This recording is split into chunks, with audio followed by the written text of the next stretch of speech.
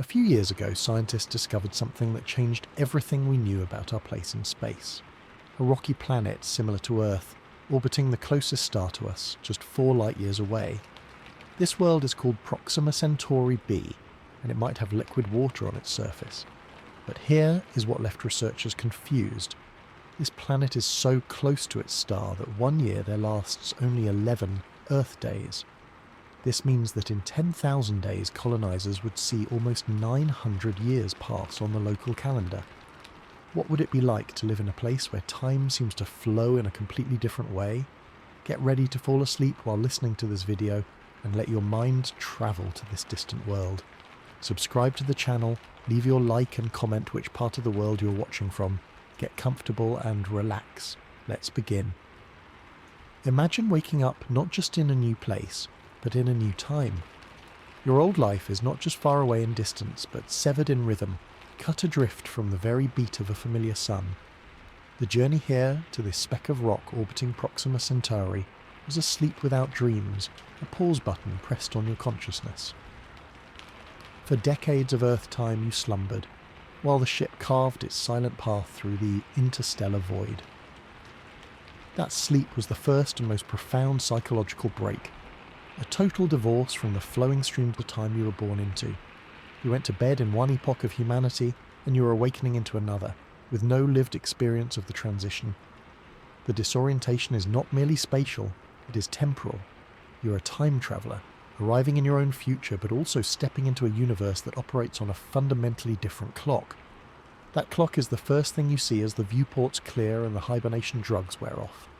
The planet below, your new home, is a swirling marble of crimson and deep violet, lit by the constant dull glow of its red dwarf sun. And it is moving. It is moving so fast. You were briefed, of course. The data said 11 days, 11 days for a complete orbit. A year here is less than 2 Earth weeks. But briefing packets and raw data cannot prepare the human mind for the sight of an entire world completing a significant fraction of its annual journey in the time it takes you to eat a meal and have a conversation. You watch, transfixed, as Terminator lines race across this surface, as cloud patterns visibly swirl and morph from one orbit to the next. The sky is not a slow canvas of changing stars. It is a frenetic, pulsing dome where the sun, a large, angry ember, hangs in a perpetual state of sunrise or sunset, casting long, strange shadows. This is not the gentle, predictable arc of Sol. This is a strobe light in the cosmos, and you have just stepped onto its dizzying dance floor. The landing is a controlled plummet into this accelerating reality. You feel the shudder of atmospheric entry, hear the roar of engines fighting a thin, exotic atmosphere. Then silence and a gentle thud. You have arrived. The hatch opens not onto a landscape, but onto a concept. The air is different, tinged with unfamiliar chemistry. The light is different, bathing everything in a rusty eternal twilight. But the most profound difference is intangible. It is the pressure of time itself. This is the moment the colony log will mark as day 0. But it is the birth of 2 separate timelines. One is the personal internal time of the colony, measured in the familiar 24-hour cycles of human physiology, maintained by the artificial lights and strict schedules inside the habitats. This is the time of your heartbeat, your sleep cycle, your friendships. The other is the cosmic external time of Proxima b, a whirling dervish of a calendar where years blur past like seasons. You have not simply landed on a planet. You have been thrown into a temporal washing machine, and the spin cycle has just begun. Every step you take on this new soil is a step into a faster stream. The rocks beneath your boots may be millions of Earth years old, but they have weathered the equivalent of eons under this relentless, rapid fire cycle of light and radiation from the close star. A gully you see forming on a hillside might be the work of a single intense rainy season that lasted, in local terms, for years. You have to recalibrate your entire sense of permanence. On Earth, a mountain is a symbol of eternity. Here you might witness significant erosion within your own lifetime. The very geology feels impatient. This first look, this first breath, is permeated by a quiet, humbling terror mixed with exhilaration. You are a pioneer, but not of space alone. You are a pioneer of time.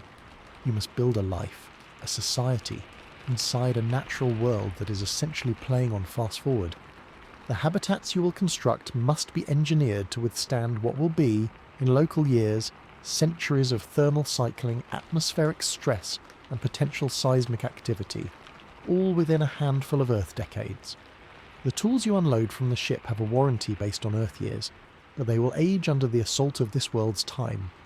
A seal that should last for 10 years might endure the punishing equivalent of over 300 local annual cycles. The concept of maintenance shifts from a routine chore to a desperate race against a phantom clock. A clock whose hands spin with bewildering speed. This dissonance between your internal human pace and the planet's frantic orbital rhythm is the central, defining challenge of your new existence. It will shape your culture, your psychology, your science, and your very soul. Race against a phantom clock. A clock whose hands spin with bewildering speed. This dissonance between your internal human pace and the planet's frantic orbital rhythm is the central, defining challenge of your new existence. It will shape your culture, your psychology, your science, and your very soul. You will learn to live in 2 times at once, to be biphasic in your perception of reality. You'll mark your birthday by the Earth calendar, but you will also note, with a sort of bewildered awe, that the planet itself has celebrated the passing of another 30 of its own fleeting years since your last celebration. Your children, if you have them, will grow up in this duality. They will know no other way. For them, the rapid march of the sky will be normal, and the stories of a slow, languid Earth year will sound like mythical fairy tales.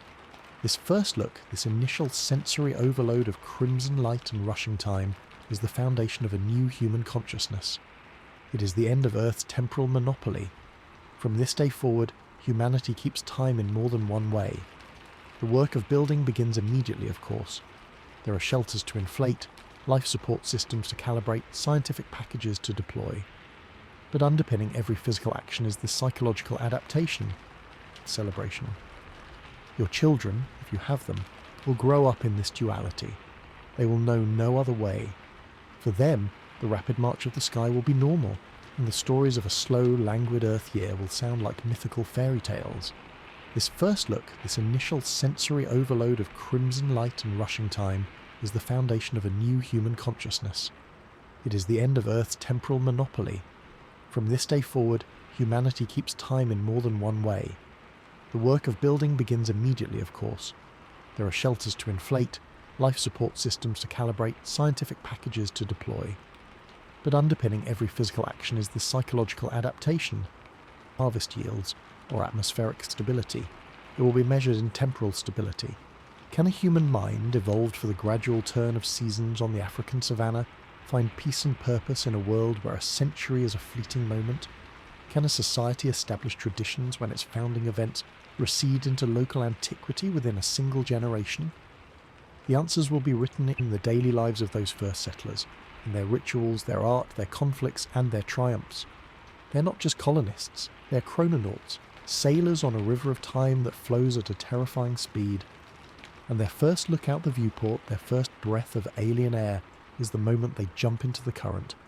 Everything that comes after, the engineering, the biology, the culture, the politics, flows from this fundamental, breathtaking and terrifying shift in reality. You are here. The year is 0, and another local year is already half over, so you have landed, and the reality of the time differential is no longer a theoretical problem in a briefing packet. It is a physical engineering nightmare waiting to happen. The first shelters are up, providing basic life support, but they feel terrifyingly temporary against the backdrop of a sky that screams of relentless, accelerated change. You're not building a settlement for decades. You are, in the relentless accounting of this world, constructing the foundations of a civilization that must psychologically and physically withstand centuries. Every bolt tightened, every seal welded, every cable laid is an act of defiance against a temporal wind that threatens to erode your efforts into obsolescence before you have even finished the blueprint. The core paradox is immediately apparent and inescapable. You must use finite materials designed and tested on Earth for Earth timescales to create infrastructure for what is effectively eternity on the local calendar. A polymer seal rated for 50 Earth years of exposure might be asked to remain flexible and impervious through the equivalent of over 1,600 local annual cycles of intense ultraviolet radiation from the red dwarf, wild temperature swings as seasons blur past, and abrasive dust storms that could scour surfaces over what feels like eons. The very concept of life expectancy for a machine splits in two. The lander's engines, for instance, have a service life based on operational hours and thermal cycles. But here, a thermal cycle could mean the drastic shift from the dayside to the nightside temperatures, events that occur not once a day but potentially multiple times within a single local year, depending on the planet's rotation. The metal fatigue accumulates against a phantom schedule, a schedule written in hyperspeed. This forces a complete reinvention of design philosophy. On Earth, engineers plan for maintenance. Here you must plan for perpetual, preemptive regeneration. Structures cannot be static. They must be modular, designed from the atom up to be easily disassembled, parts replaced, and upgraded in a continuous loop. Your habitat walls are not just walls, they are layered systems of active monitoring. Microsensors embedded within composites constantly report on stress, radiation degradation, and molecular wear. The colony's AI doesn't just manage climate, it runs a relentless simulation, a digital twin of the entire settlement, aging it in local years at a computational blistering pace. It predicts which girder will need reinforcement in what feels like 200 years, even though that's only about 6 Earth years from now. The construction teams then work from a priority list generated by this ghost of future decay, performing surgery on buildings that are, by human perception, still brand new. It is a deeply strange mindset, patching a roof that isn't leaking because your models say it has already weathered 3 centuries of hypothetical storms. The architecture itself leans into the temporal dissonance. Foundations are massively over-engineered, dug deep into bedrock, intended to be the one constant in a world of surface flux, but the structures that rise from them are lightweight, almost temporary looking, designed for easy modification. Walking through the main habitat hub feels like walking through a skeleton that is constantly growing new skin. The sound of construction is never absent. It is the sound of the colony running to stay in the same place, temporally speaking. Agriculture presents another fractal puzzle. If the planet has any seasonal shifts, perhaps driven by an elliptical orbit or axial tilt, they would cycle with bewildering speed. A spring of thawing soils and budding potential might last only a few terrestrial days. You cannot grow earth wheat or corn on that schedule. The solution branches into 2 starkly different paths. The first is total control, pressurized hydroponic and aeroponic farms running on strict 24-hour terrestrial cycles, sealed away from the alien sky. Here, you create a bubble of Earth-time biology, but it is energy-intensive and fragile. The second path is terrifying and revolutionary, attempting to genetically engineer or selectively breed plants to sync with the local frantic rhythm. Could you create a potato whose entire tuber growing cycle compresses into 10 local days? Would the resulting plant be nutritious, or a frantic, stressed-out biological mess? The agronomists become time warpers, trying to coax genetics into a timescale evolution never prepared them for. Alternatively, the focus might shift entirely to perennial food forests, plants that can simply endure the rapid-fire procession of conditions, constantly offering some yield rather than a single big harvest. A fruit tree might be induced to flower and fruit multiple times within a single Earth year, creating a bizarre, never-ending season of abundance that is also a huge drain on the local soil. The soil itself is a mystery. Nutrient depletion and replenishment cycles that take Earth centuries might play out here in a few years. Your geologists and chemists must learn to think in fast forward, predicting mineral leaching and salt accumulation at a pace that would be a mere blink on Earth. The logistical system is where the dual timelines become a bureaucratic headache. Every single item in the colony's inventory, every spare circuit board, every litre of lubricant, every roll of insulating foil carries 2 expiry dates. One is the manufacturer's Earth-based best buy date, calculated for shelf life in a Terran warehouse. The other, far more critical, is its projected local environmental degradation point, estimated by your science teams.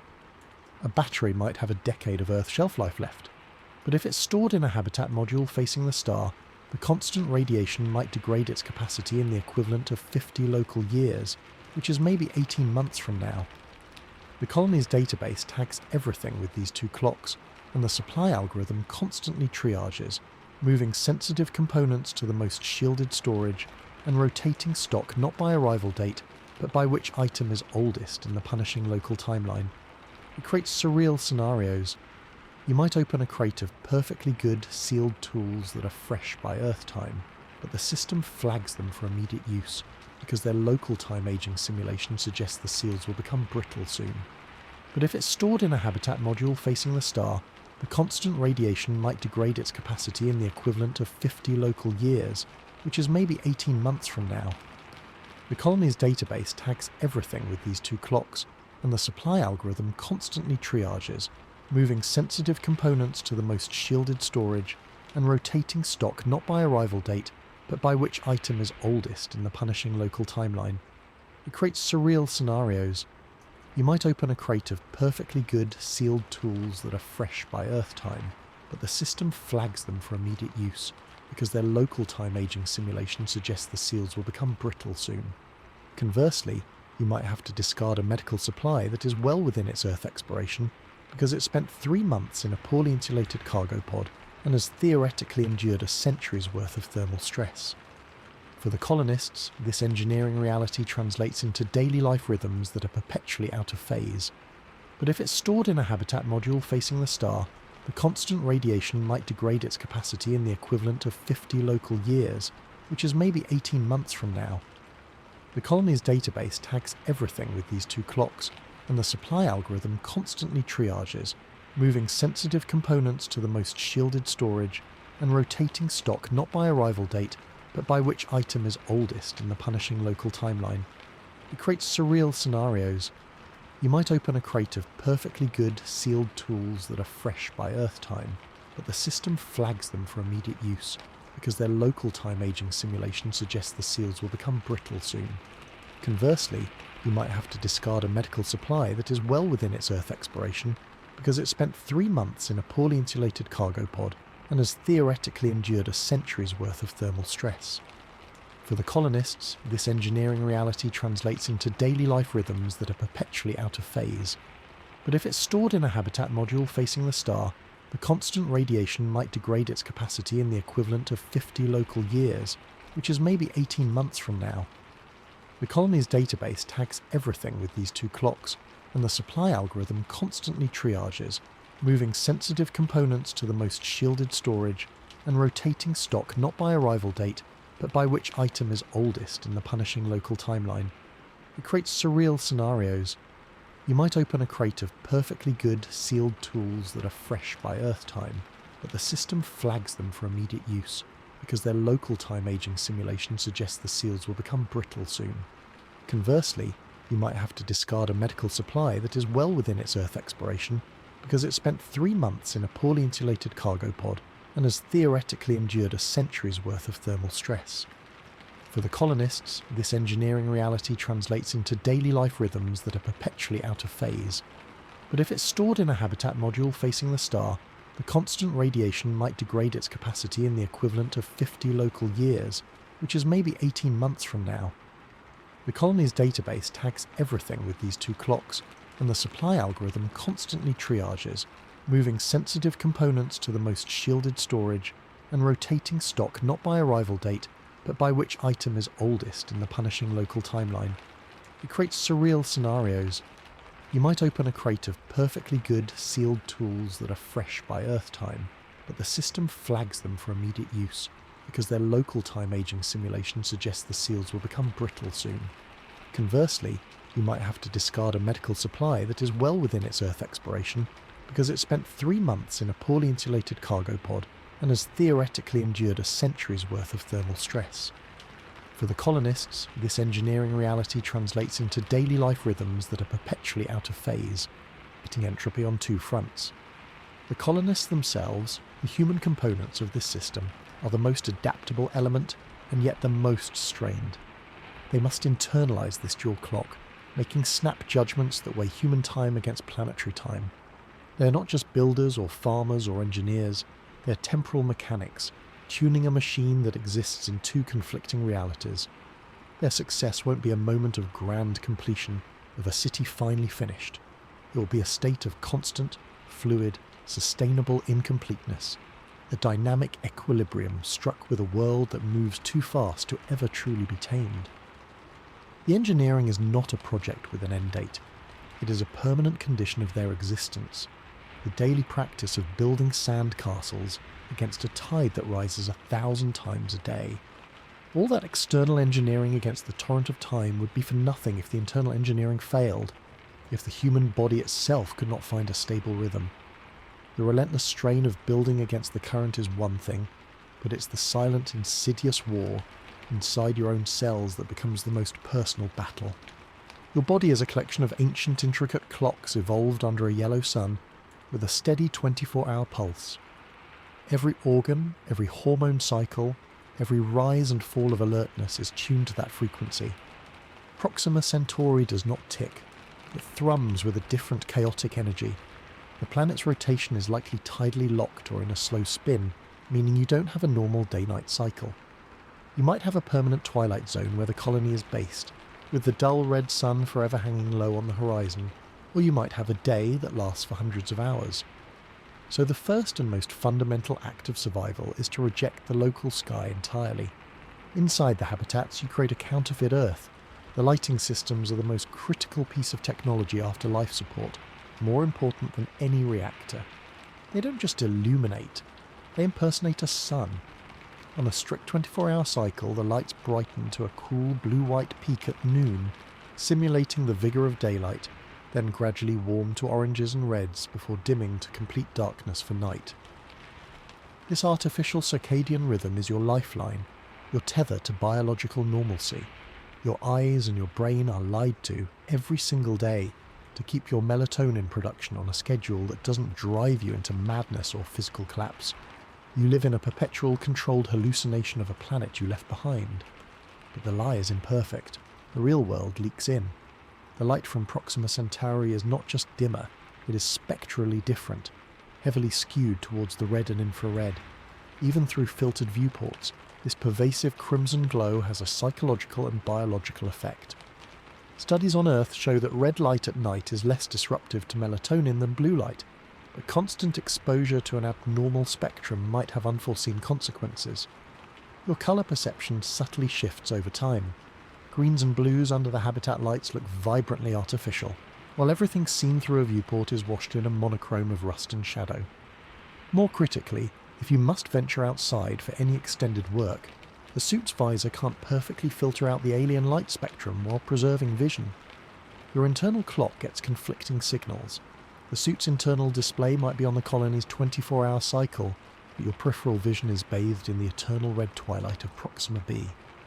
This sensory dissonance can cause migraines, nausea, and a profound sense of disorientation that goes beyond space sickness. It's time sickness. Sleep becomes a currency, and it is constantly under threat.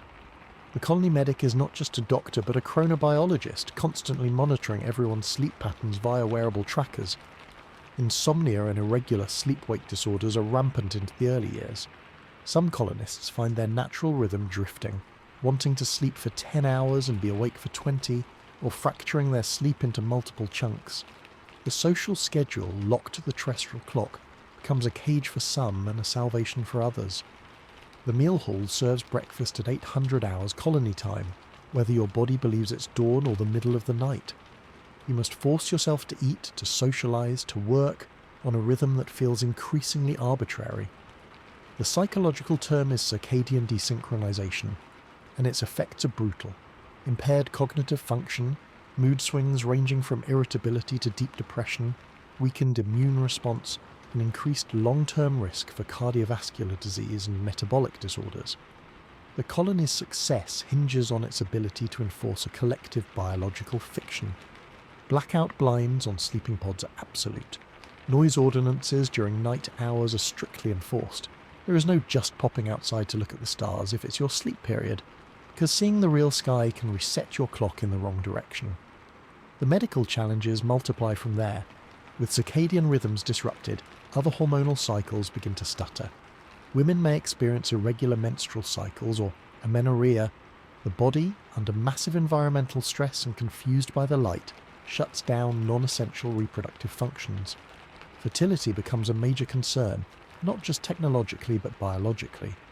Would a pregnancy developed under artificial light and heightened stress proceed normally? Pediatric care is a frontier all its own.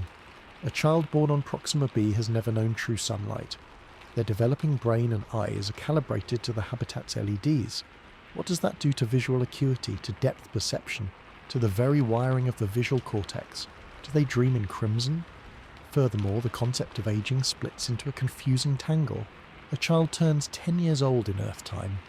Biologically, they're a 10-year-old human, but they have lived through the equivalent of over 300 local years. They have witnessed, from the viewports, the passage of what on Earth would be considered geological epochs in cloud patterns and erosion. Their lived experience is temporally dense in a way no humans has ever been. This creates a bizarre developmental schism. A 12-year-old might have the biological maturity of a 12-year-old, but the contextual observational experience of a being who has seen centuries flow by. They may understand planetary geology and atmospheric physics with an intuitive witness depth that Earth scientists spend lifetimes acquiring from static rock layers, yet still struggle with the emotional regulation of a young teenager. This dissonance between internal biological time and external witness time could fundamentally alter human psychology across generations. The colony's medical bay has to invent new charts. Alongside height, weight and blood pressure, they track circadian stability index, melatonin suppression levels and local time exposure hours. Treatments involve not pills, but light. Light therapy boxes are as common as toothbrushes. For colonists showing signs of severe desync, the protocol might involve hours in a solar booth that bombards them with specific wavelengths to forcibly reset their clock. Others might be prescribed dark therapy, extended periods in a completely blacked out room to rebuild sensitivity. The goal is not to adapt to Proxima b's time, that seems biologically impossible for first-generation colonists, but to fiercely, militantly defend the terrestrial rhythm as a sacred aspect of human health. This has profound social implications. The colony's entire daily architecture, work shifts, school hours, entertainment, communal meals exist to reinforce this artificial tempo. To deviate from the schedule is not just antisocial, it is medically dangerous, a threat to your own health and, by extension, to the colony's fragile human resource balance.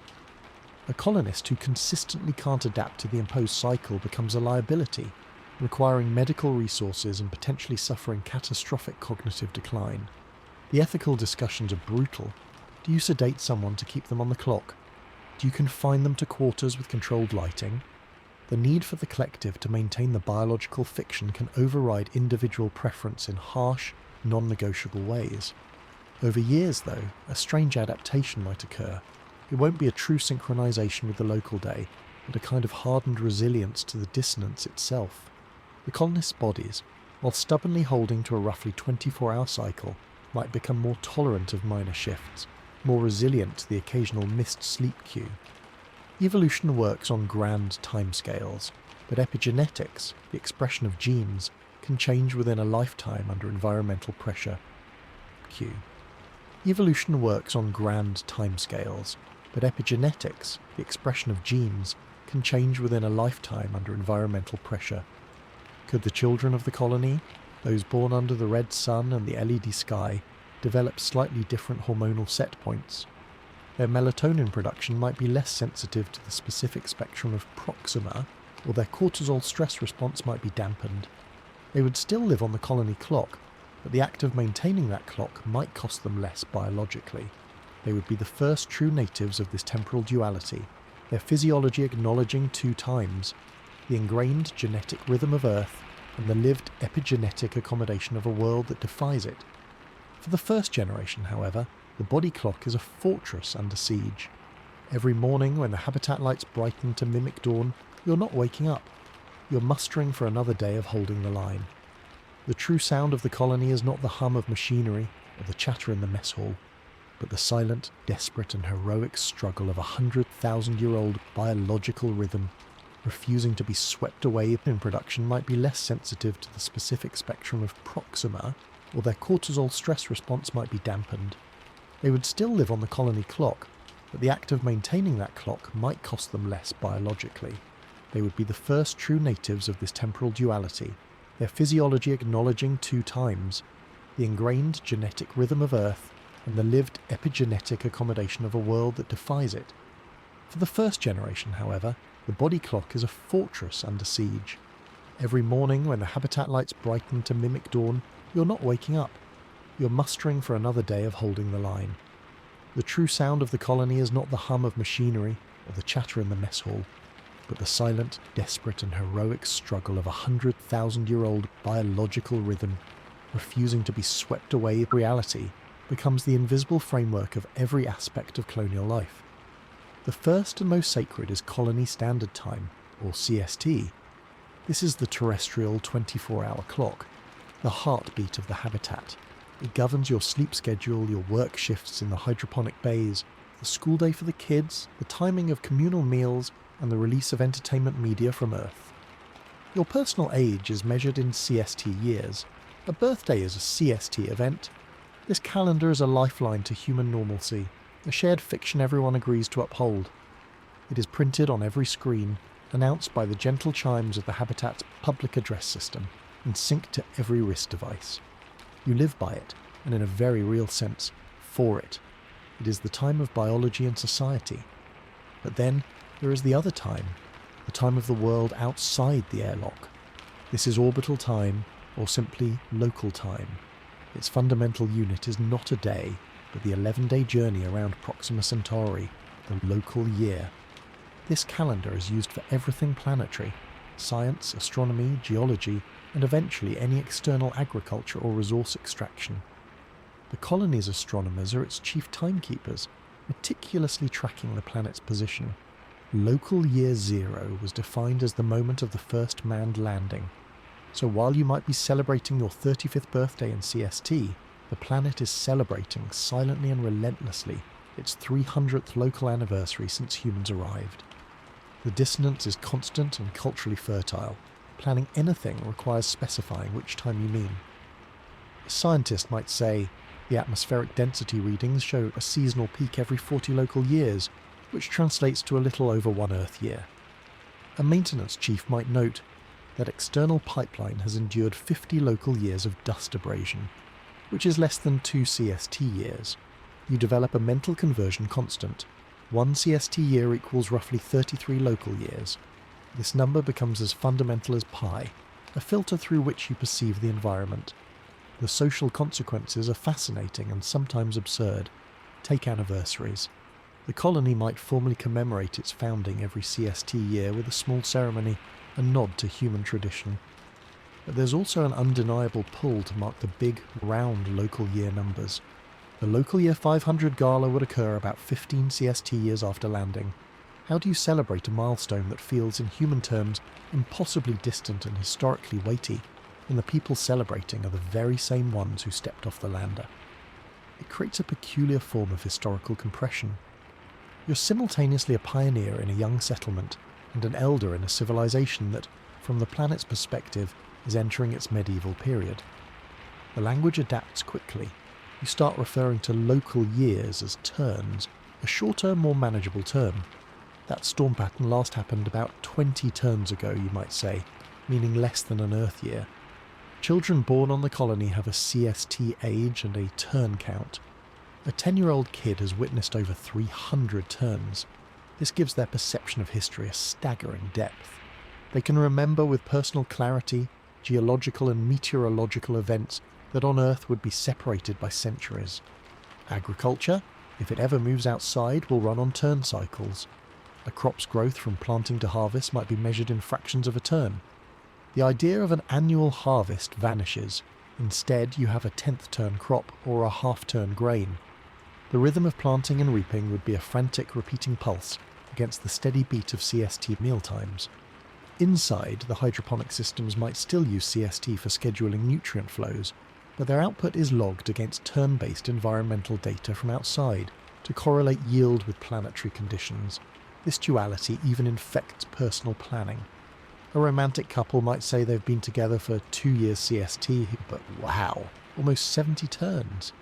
The latter number sounds profoundly more significant, imbuing a relatively short human relationship with the epic weight of epochs.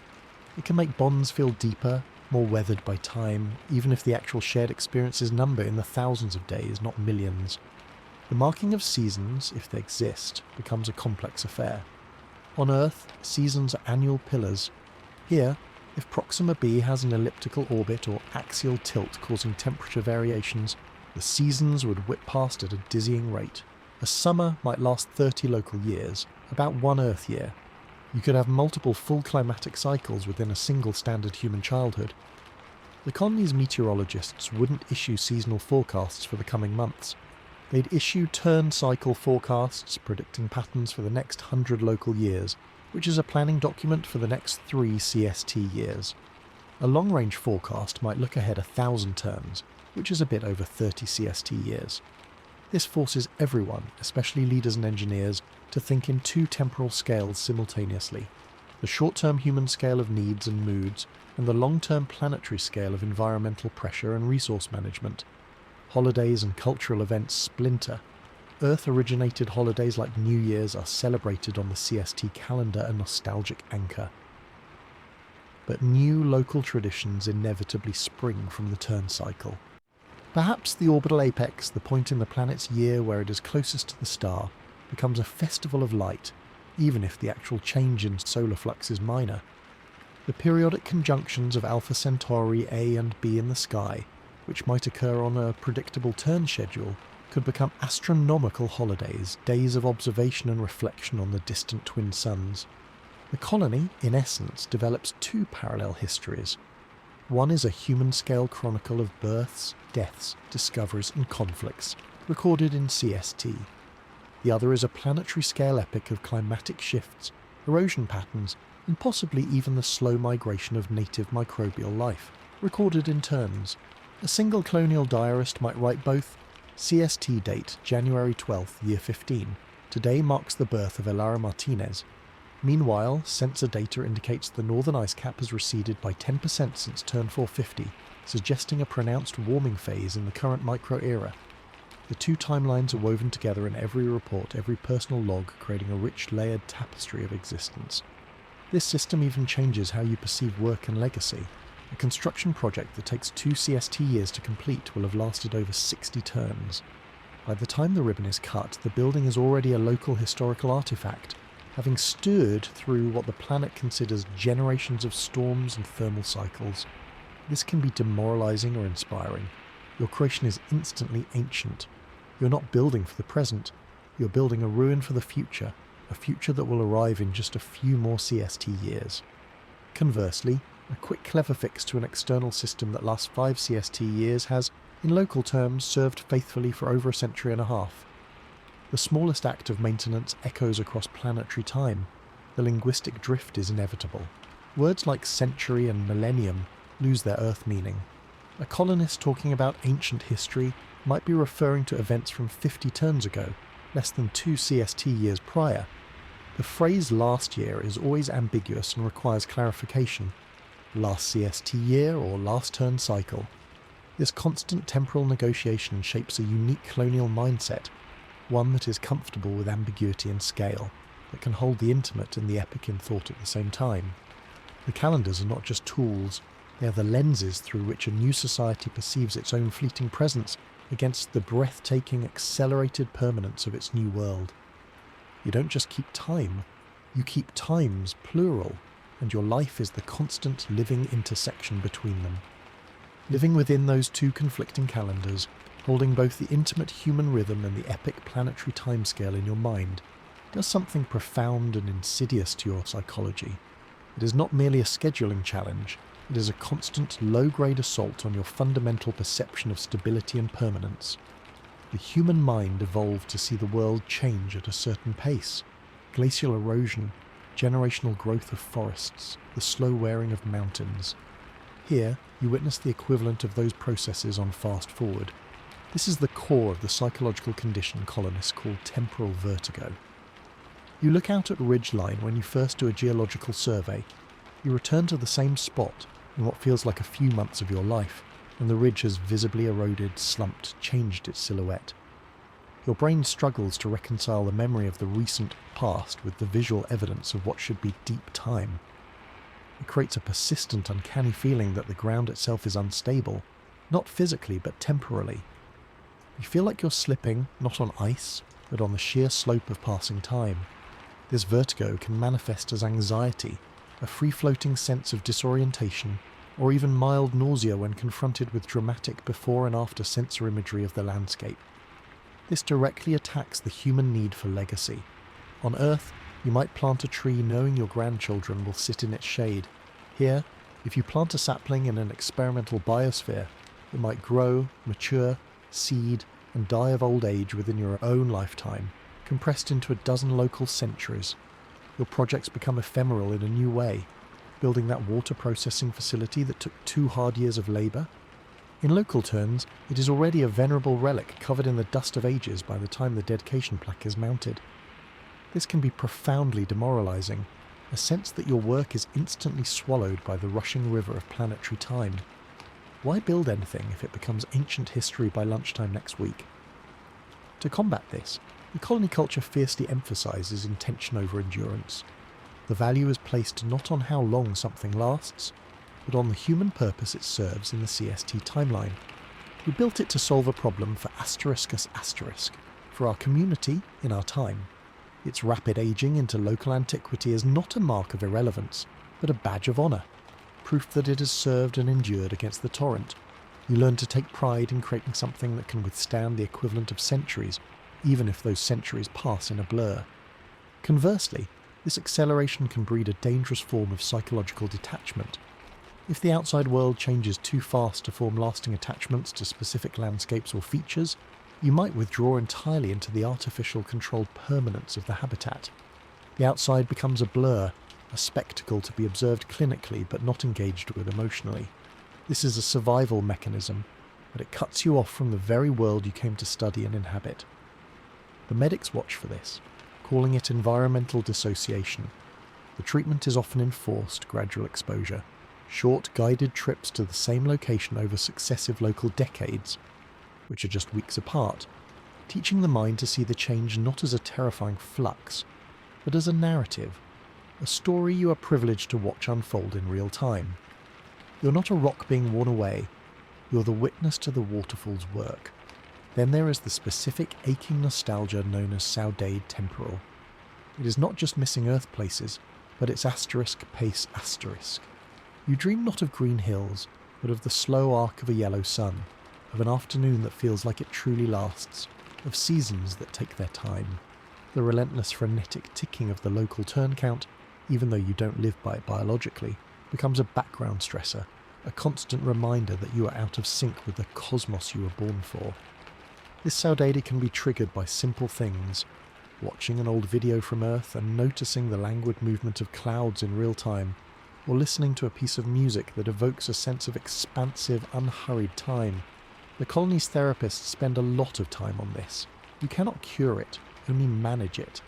They develop mindfulness techniques that focus on anchoring the self in the deliberate, slow rhythm of the breath, the steady beat of the heart, the internal timescales that still belong to you, that the planet cannot touch. Perhaps the most critical psychological adaptation is the development of what they call biphasic thinking. This is the learned ability to consciously switch between the 2 temporal frameworks depending on the task. Planning your week, you think in CST, analysing geological survey data.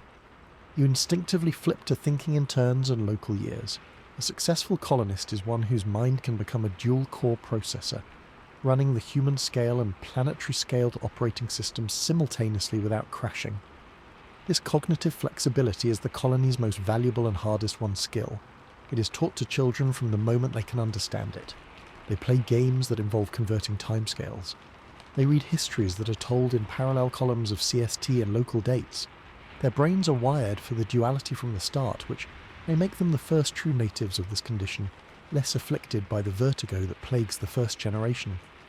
For the first generation, however, mental health is a daily practice of temporal hygiene.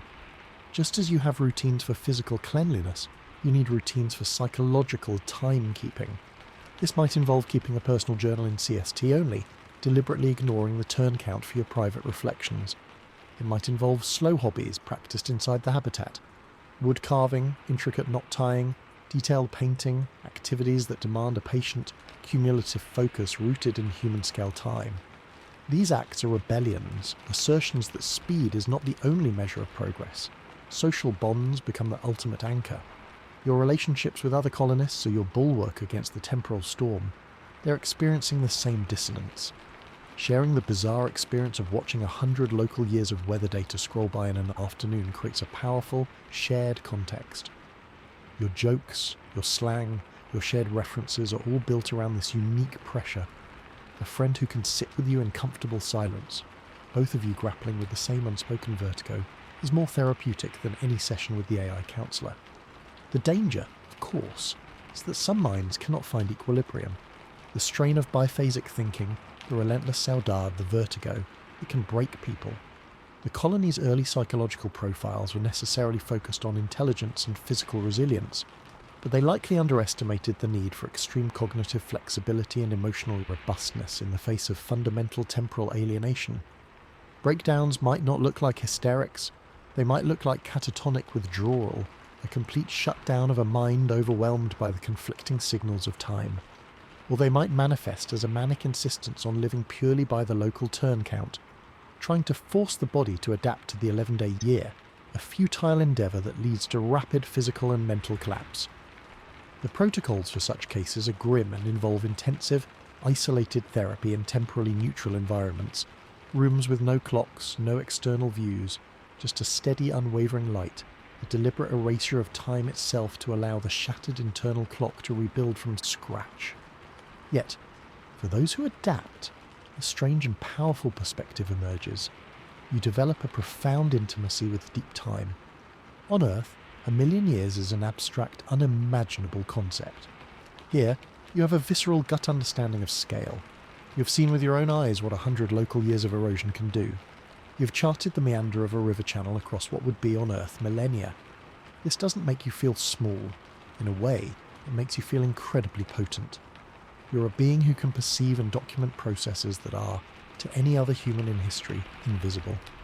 Your consciousness straddles scales. This can foster a unique philosophical resilience.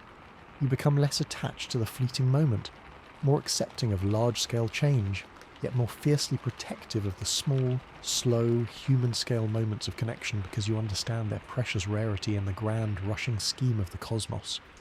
You learn to find stillness not in the absence of change, but within its very heart.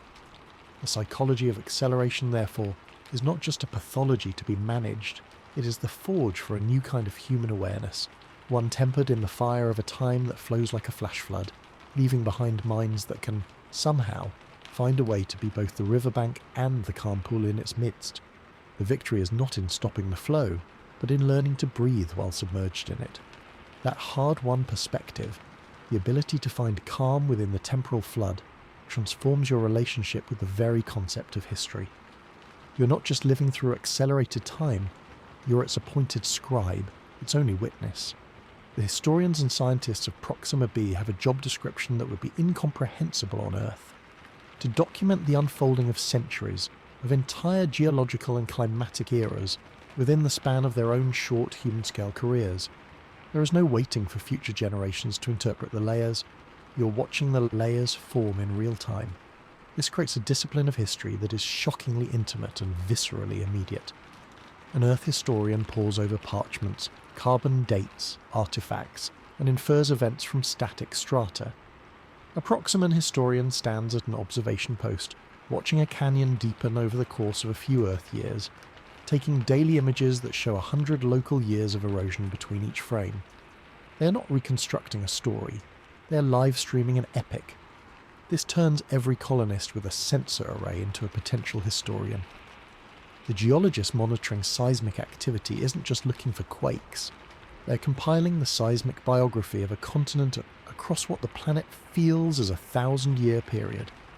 The meteorologist tracking atmospheric pressure is writing the weather chronicle of an epoch. Their datasets, when plotted on a local turn count timeline, show processes that on Earth would be the slow, imperceptible drift of climate change, compressed into a dramatic, undeniable narrative arc. A single researcher could begin their career observing the first retreat of a polar ice cap and end it 30 Earth years later. documenting the cap's complete disappearance, an event that, in local terms, took nearly 1,000 years to transpire. They don't just study the planet's history, they have a front-row seat to its entire current geological period. This forces a radical methodological shift. The scientific method has to adapt to a world where hypotheses can be tested not over generations of graduate students, but within a single human lifetime, even if that lifetime witnesses millennia of planetary activity. You can propose a theory about wind pattern evolution and have it confirmed or falsified by the evidence of 200 local years of storm data, all collected before your next sabbatical review. The archives of the colony become a bizarrely compressed treasure. Terabytes of data hold the visual and sensor record of a millennium's worth of planetary change. A single external camera feed, left running for 10 Earth years, contains a time-lapse of over 300 local years of landscape transformation. Flipping through it feels godlike. You watch mountains weather, valleys flood and dry, dust dunes migrate like living creatures, all in an afternoon. This archive is kept in colony standard times, of course, because that's the timestamp of the human observers. So you have this surreal database where an entry tagged CST date, March 5th, year 12, contains sensor logs detailing local year 400 through 402, a 3-year period of planetary history that occurred in the blink of an Earth day. To understand anything, you must constantly cross-reference the two timelines. The archivists are perhaps the most crucial historians of all, for they maintain the Rosetta Stone that translates human experience into planetary saga and back again. For the individual historian, this is a burden of profound loneliness and unique privilege. You're compiling a record for an audience that does not yet exist, the future humans of Earth, or perhaps your own descendants, who will need this data to understand their world. But you're also aware that you're the asterisk, only asterisk, consciousnesses that will ever experience this particular millennium as a lived, observed phenomenon. Future scientists will study your time lapses and data plots, but they will be analysing history. You're living inside the event. This can create a powerful, almost paternal connection to the planet. You feel responsible for witnessing its story accurately and completely. A glitch in a sensor array isn't just lost data, it's a lost chapter in the biography of a world and gap in a chronicle that can never be recreated. The stress is immense. You are the camera that must never blink. This hyper-condensed history also reshapes the narrative of the colony itself. The human story, the personal dramas, the political decisions, the engineering triumphs, is a short, intense novella written in CST. But it is interwoven with and often driven by the planet's epic poem written in turns. The colony log might read, CST Year 10. Tensions rose today over water rationing after the eastern aquifer sensors showed a sudden drop in volume. The accompanying planetary record explains, local turns 330 to 335 marked the driest period in the regional climate cycle in an estimated 6,000 local years. The human conflict is just a fleeting subplot in a planetary climatic drama. Understanding your own society requires constantly looking over your shoulder at the whirling calendar of the world outside. A decision that seems short-sighted in CST might be revealed as necessary when viewed against a 50-turn planetary trend. This duality makes the colony's historians essential advisors to its leaders. They are the interpreters of the long now, the ones who can say, this political crisis feels urgent, but the planet is entering a 200-turn warming phase that will shift all our resource calculations. We must plan for that slower, larger emergency. The act of storytelling itself changes. How do you tell a child the history of their home when that history has two such radically different speeds? You tell two stories in parallel. The tale of how grandmother helped build the first habitat is a human-scale story of courage and ingenuity. The tale of how the river outside changed its course from the day she arrived to the day you were born is a planetary-scale story of relentless force. The child learns to hold both as true as interrelated. Folklore emerges quickly, but it is folklore layered with deep time. There might be a legend about the Watcher in the Rift, a mythical figure based on a real geologist who spent 20 Earth years studying a single canyon, and who, in local legend, is said to have seen the spirits of the Rock Age and crumble over the centuries of her gaze. The line between science and myth blurs when the scientist's actual observation feels mythical in its scope. Communicating this history back to Earth is perhaps the strangest challenge of all. When the colony transmits its findings, it is sending compressed millennia. A data dump titled Geological Evolution of the Northern Basin, local year 100 to year 600, will reach Earth 4 years later, and Earth-based scientists will open it to find 500 local years of detailed change. But to them, only 4 Earth years have passed since the colony's last major update. They receive the equivalent of a detailed record from the fall of Rome to the Renaissance, but it describes events that from their distant perspective happened just a few years ago. The cognitive dissonance for Earth is immense. The colony's historians must become master editors, creating summaries and narrative bridges to explain that their long-term study is, in fact, a real-time documentary of deep time. Their greatest work is not the raw data, but the curated translation, the chronicle that weaves the frantic tapestry of local turns into a story the slow, patient minds of Earth can hope to absorb. In this, they perform the ultimate act of temporal diplomacy, building a bridge of understanding across the gulf, not only of space, but of perceived time. They are living proof that history is not just what happened, but the speed at which you are forced to watch it happen. The psychological adaptation to a double-time reality is not just a personal survival tactic, it is the absolute prerequisite for making any economic sense of this world. If your mind cannot hold 2 timelines at once, you cannot hope to manage a farm, a factory, or a trade ledger here. The entire concept of value, production, and investment is fractured along the same temporal fault line that runs through everything else. Work itself is the first thing to be redefined. Your labour is measured in colony standard time hours. An 8-hour shift is an 8-hour shift. But the fruit of that labour, the thing you produce or maintain, immediately begins to age and depreciate in local time, in turns. This means your productivity is constantly being eroded by an invisible force. You might spend 6 months of hard work CST building a new greenhouse. In that same 6 months, the planet experiences around 20 local years. So from the moment the greenhouse is completed, it is not new. It is a structure that has already endured 20 years of theoretical environmental stress. Its value, in terms of durability, is instantly less than the effort that went into it. This creates a pervasive economic anxiety where the return on labour feels perpetually diluted. Agriculture is the starkest example of this temporal economics. If you ever manage to grow crops in the native soil, their cycles are dictated by the frenetic turn count. A plant that completes its life cycle in 1 local year is growing from seed to harvest in just 11 Earth days. This means you could theoretically have over 30 full harvests in a single CST year. The idea is staggering, a potential abundance of food that could support a large population. But the reality is more complex. Such a hyper-accelerated growth would devour soil nutrients at a correspondingly insane rate. The fertility of a field could be exhausted in what feels like a few Earth months, but in local terms, that field has been farmed intensively for dozens of generations of crops. You would need a fertilizer and soil replenishment system that operates with the same frantic pace.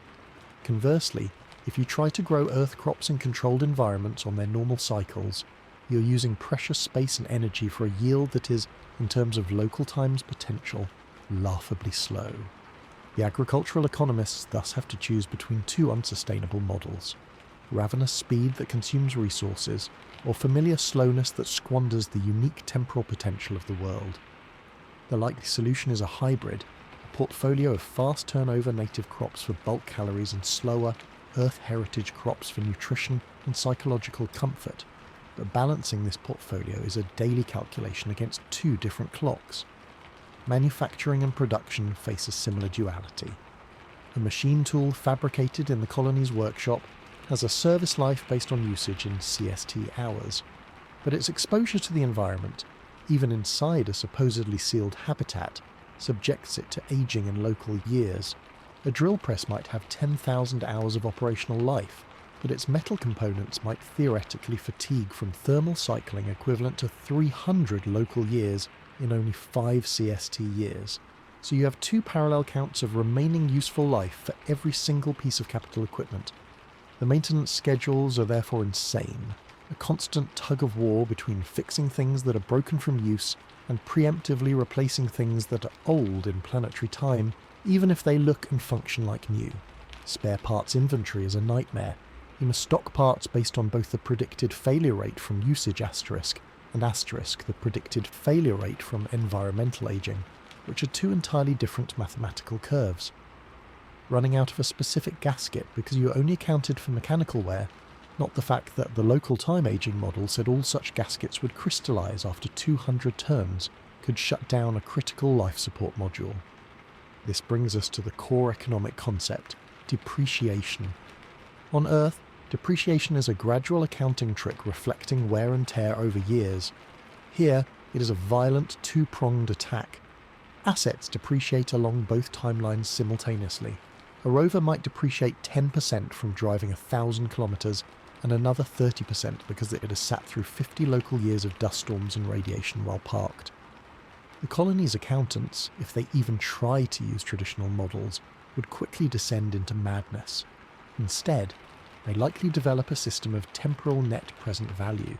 An investment, like building a new power plant, is evaluated not just on the energy it will produce over the next 10 CST years, but on the energy it will produce over the next 330 local years, adjusted for the near certainty that its components will need multiple full replacements within that same CST decade due to local time degradation. A project that looks like a long-term investment on Earth looks like a frantic, recurring short-term cost here. This inverts normal economic logic. Things that are durable in CST are often terrible investments because their bulk makes them harder to constantly refurbish against local time decay. Lightweight, modular, easily replaceable systems become the most economically stable assets, despite seeming flimsy. Trade and currency are even stranger. Bartering goods or services is complicated by the fact that the goods themselves are aging at two different rates.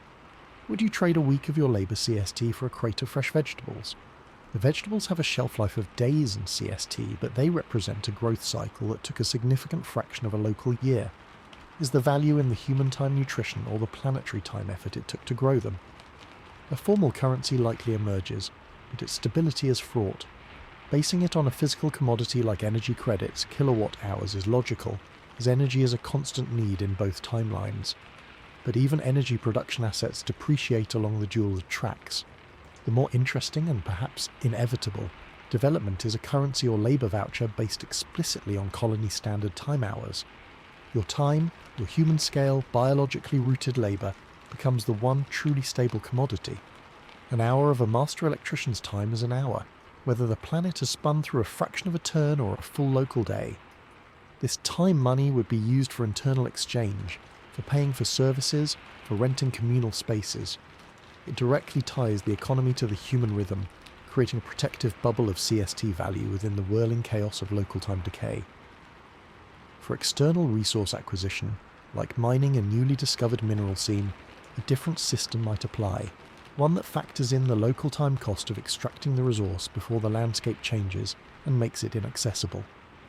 Finally, the concept of a market cycle is unmoored. Boom and bust on Earth are tied to human psychology, resource availability and innovation over years. Here, a boom could be triggered by the planet itself entering a 100-turn period of calm weather, allowing for rapid external construction. A bust could follow just a few CST years later, when that period ends, not because of human error, but because the local calendar turned the page. The economy becomes inherently reactive to planetary weather patterns that are, from a human perspective, shockingly brief yet historically profound. Long-term planning, therefore, does not mean planning for CST decades.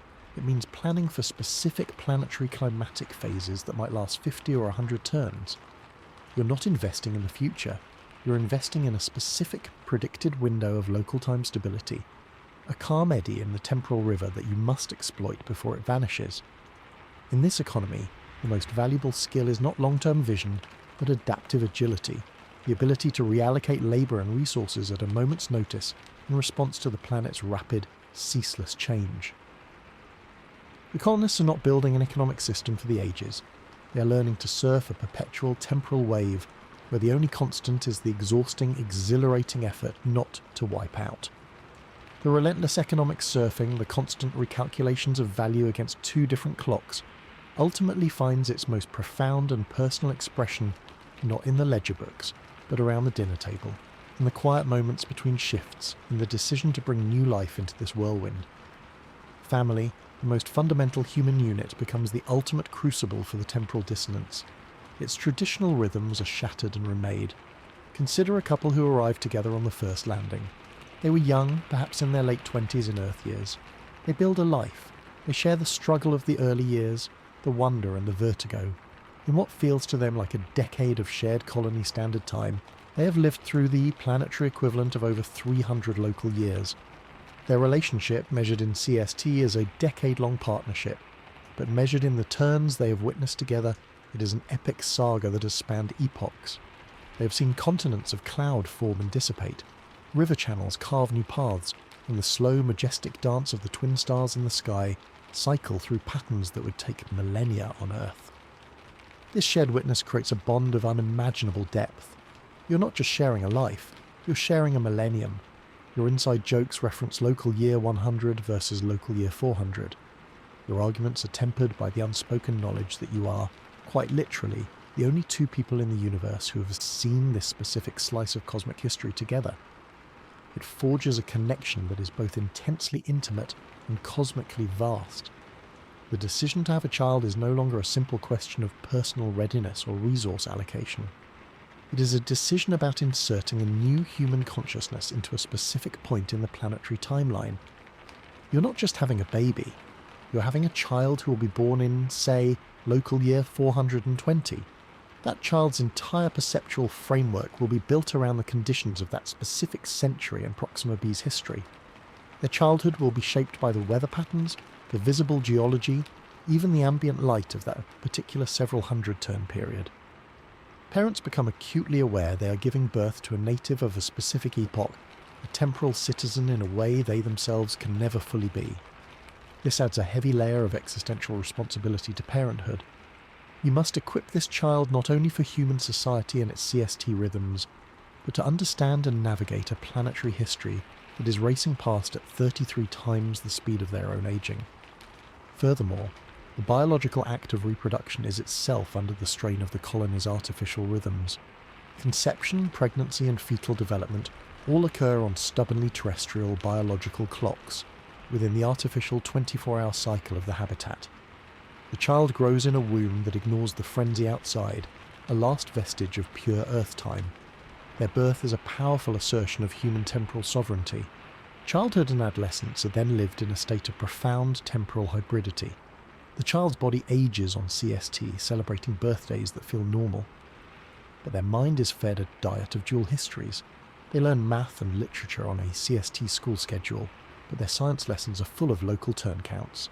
10-year-old can casually talk about the great dust storm of local year 350 as a historical event they remember from when they were 5, CST, because it was only 5 years ago for them, even though it was 165 local years in the past.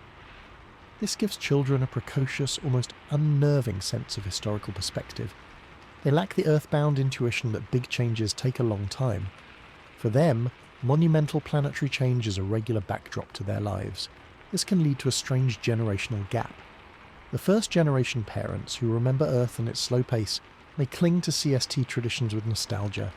Their children, born into the duality, may see those traditions as charming but slightly irrelevant artifacts, embracing instead new rituals tied to turn cycles or planetary events. The parent's identity is rooted in Earth and the mission. The children's identity is rooted in the colony and the planet's frantic song. Aging and death take on a new layered meaning. An elder colonist passing away at the age of, say, 70 in CST years has lived a full human life. But in local years, that life spanned an astonishing 2,310 turns. Their personal biography is interwoven with the chronicles of a world across more than 2 millennia. Their funeral is not just the mourning of a person, but the closing of a living archive.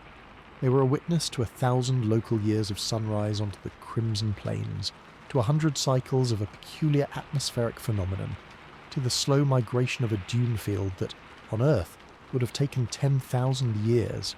How do you eulogize that? You honour not just the engineer, the teacher, the parent, but the historian, the chronicler of an age. Their legacy is twofold: what they built for the colony in CST, and the centuries of planetary observation they stored in their memory and their logs. This imbues the lives of the first generation with a heroic, tragic weight. They are the bridge between timescales, and their deaths mark the end of an era in human experience, even as the planet blitlessly continues into its next 1,000 turns. For the children, this creates a unique relationship with their parents' mortality. They may lose a parent at what feels like a young age in CST, but they know that parent witnessed epochs. The parent becomes a mythic figure not just of family lore, but of planetary lore. My father remembered when the northern ice cap was twice its current size, a colonist might say, referencing a change that took 600 local years, but which their father saw with his own eyes in his 20 CST year career. The ancestors are not distant abstractions, they are recent, vivid witnesses to a deep past that is, paradoxically, still the present. This collapses the normal human relationship with history. There is no long ago, there is only within living memory, but that memory encompasses what should be geological time. Ultimately, the family unit becomes the primary vessel for transmitting not just culture but temporal orientation. It is within the family that a child learns how to think in 2 times at once. It is where the stories are told that blend the personal anecdote with the planetary event. The home is a refuge of CST stability, regular meals, bedtime stories, shared holidays, but its windows look out onto the racing landscape of turns. The family, therefore, is the essential shock absorber for the psychological strain of the colony. It provides the unconditional human-scale love and continuity that makes the epic scale outside bearable. In a universe where everything seems to accelerate into antiquity, the slow, stubborn, caring rhythm of family life measured in heartbeats and shared glances and gradual growth becomes the most revolutionary and necessary act of all. It is the assertion that some things, love, trust, the raising of a child, must and will take the time they need, defiantly following a clock that ticks to the rhythm of a human heart, not a spinning world. In this, the family becomes more than a social unit. It becomes the keeper of the human tempo, the last and most important line of defence against being completely overwhelmed by the sublime and terrifying speed of their new home. The family's defence of human-scale time within the home creates a sanctuary, but it cannot answer the deeper questions that the whirling sky forces upon the soul. Religion and spirituality, those ancient frameworks for making meaning out of time and eternity, face their greatest stress test here. The rituals and cycles that evolved on Earth are suddenly unmoored, their connection to the cosmos severed.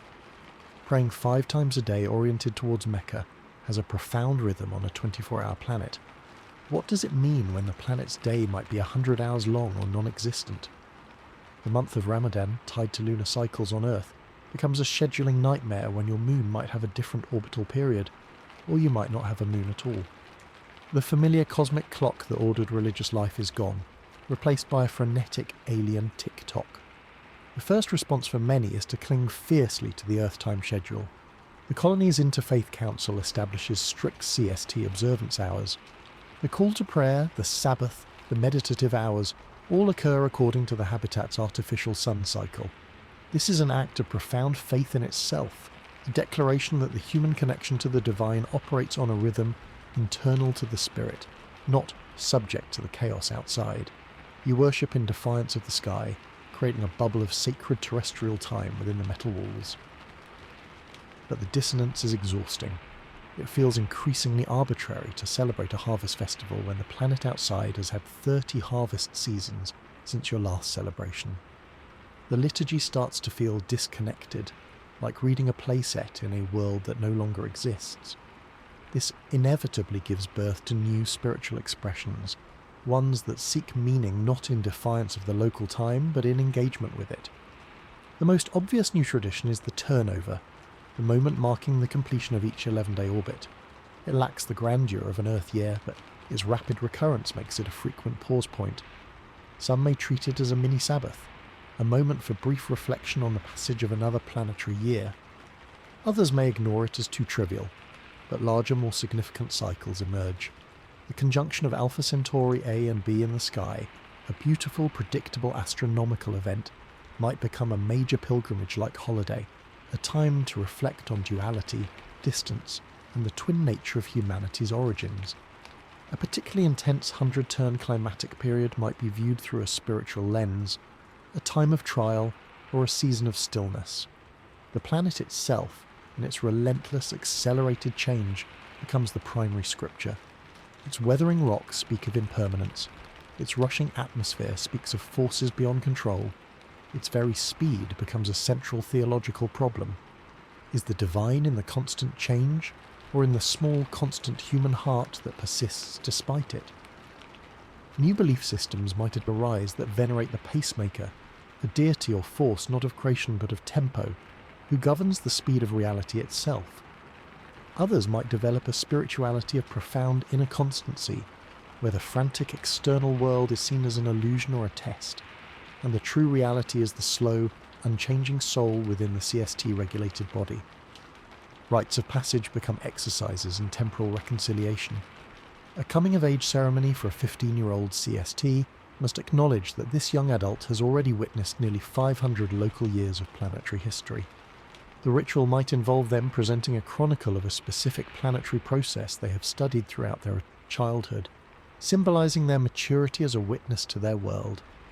A marriage ceremony might include vows not only to stay together till death, but to be steadfast witnesses for each other across the dizzying turns, to be an anchor in each other's personal time while exploring the planetary vastness together. Funerals, as mentioned, become eulogies to a witness. The liturgy would recount not just the deceased's personal deeds, but the eras of Proxima B they lived through, returning their consciousness to the vast time stream they observed so keenly. They arrived in local year 0 and saw the plains of crimson dust. They lived through the great drying of the first 100 turns and witnessed the return of the polar winds in turn 300.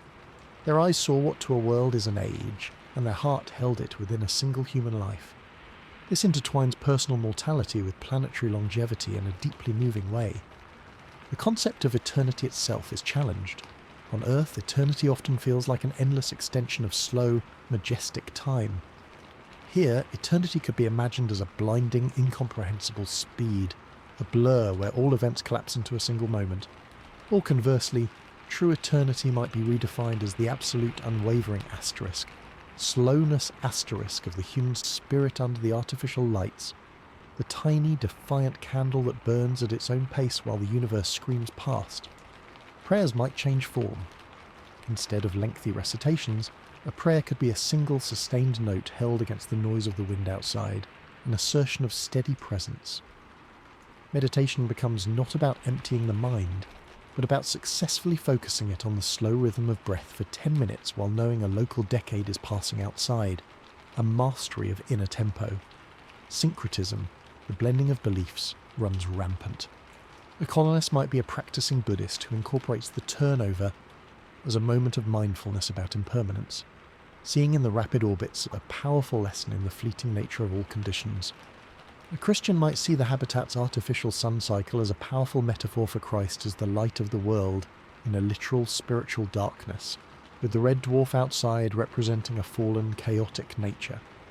Indigenous earth traditions that deeply honour specific landscapes might have transformed into a practice of honouring specific times, the spirit of the 50-turn rain or the keeper of the stable bedrock.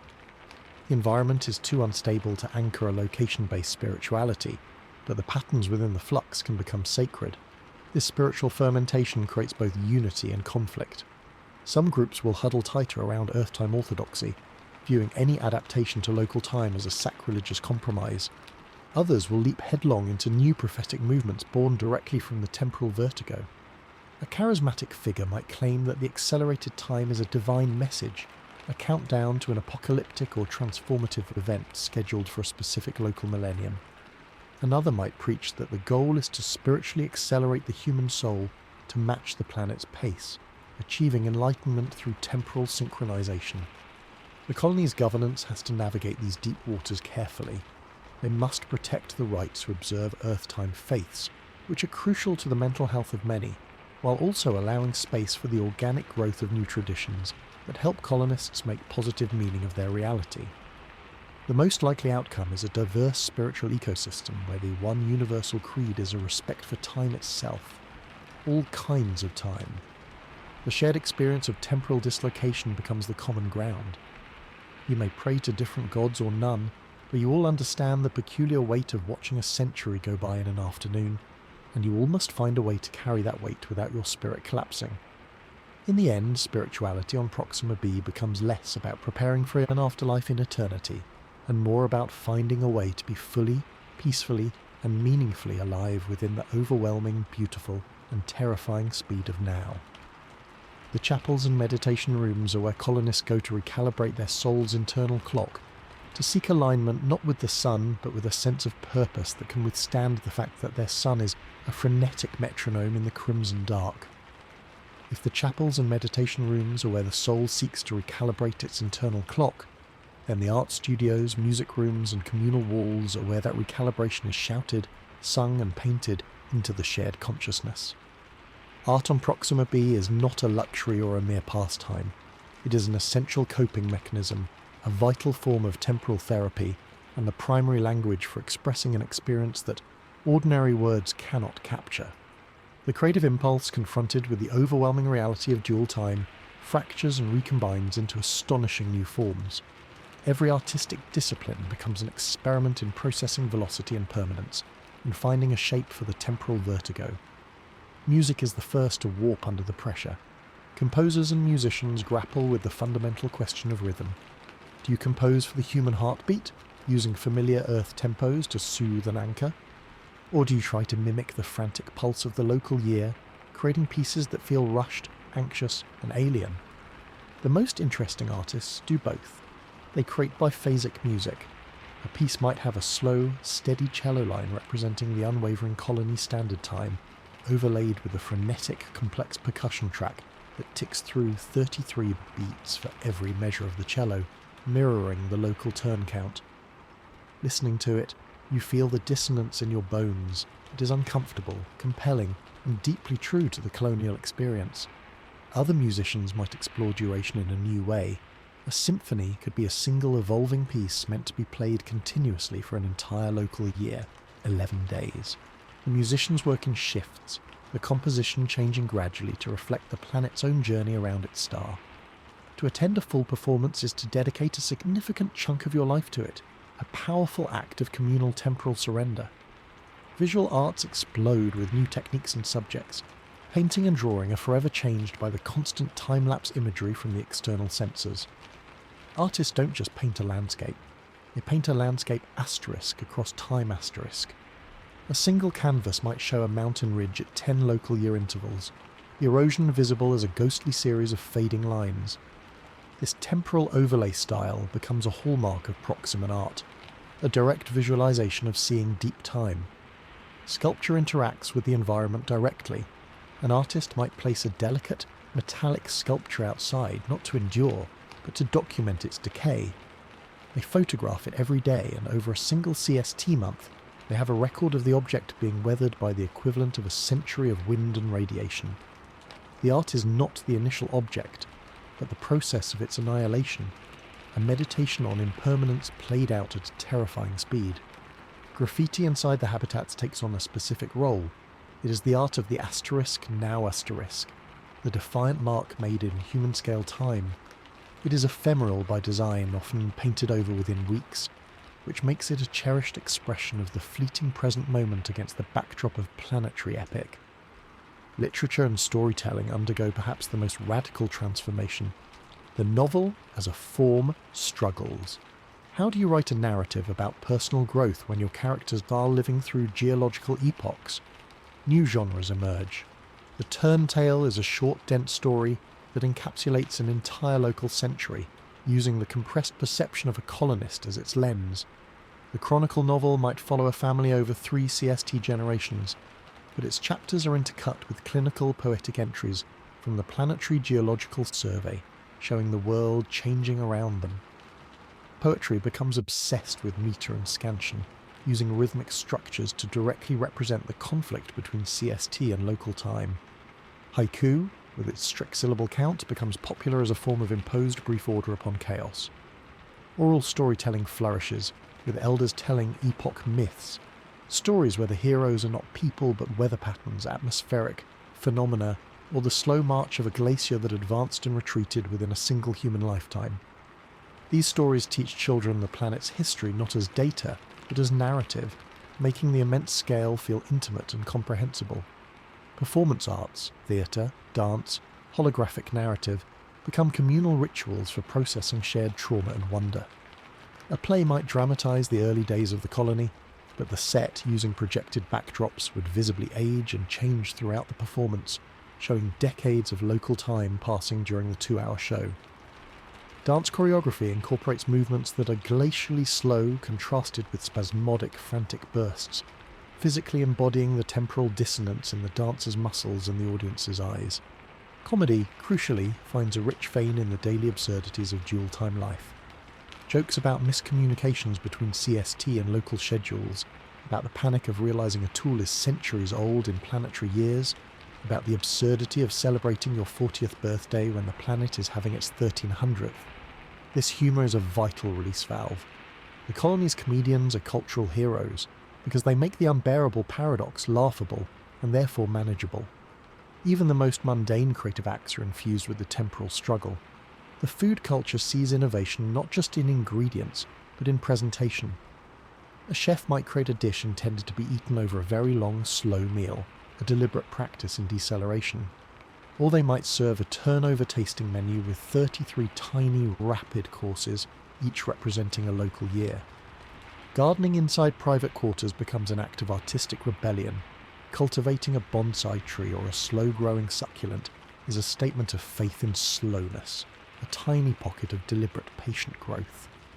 The art created here has a double audience. The primary audience is the colony itself.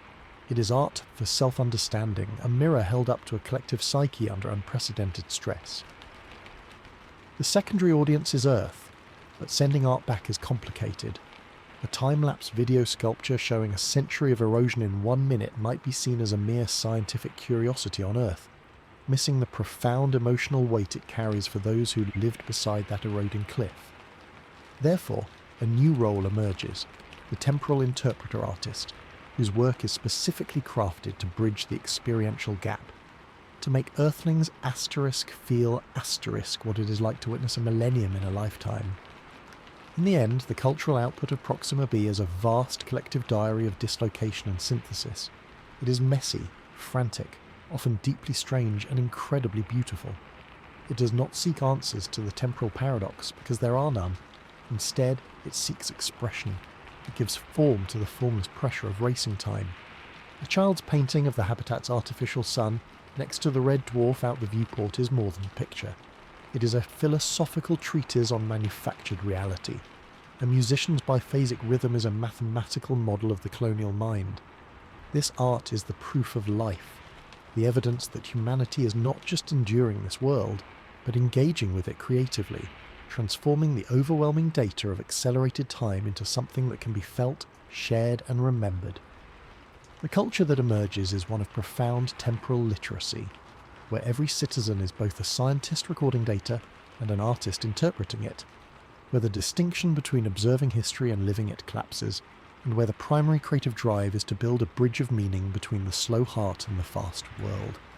It is a culture that speaks in two tenses simultaneously, forever telling the story of the fleeting moment against the backdrop of the eternal now. That art, that culture, that entire struggle to express the inexpressible creates a burning desire to share it, to scream across the void, "This is what it's like." But the universe imposes a cruel, ironic filter on that scream. The very act of communication with Earth reinforces the temporal dislocation it seeks to bridge. The problem is not just the 4-year lag each way for a signal travelling at light speed. That's a simple delay.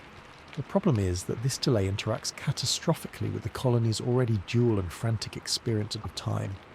Your messages home are not just late, they're temporally incoherent. Think about the typical update. The colony compiles a report in what feels like a moment of triumph. Say they've successfully weathered a massive, century-long local dust storm and stabilised the external reactors. They send a celebratory message. Local year 500. We have survived the great storm. All systems secure. That message leaves Proxima B.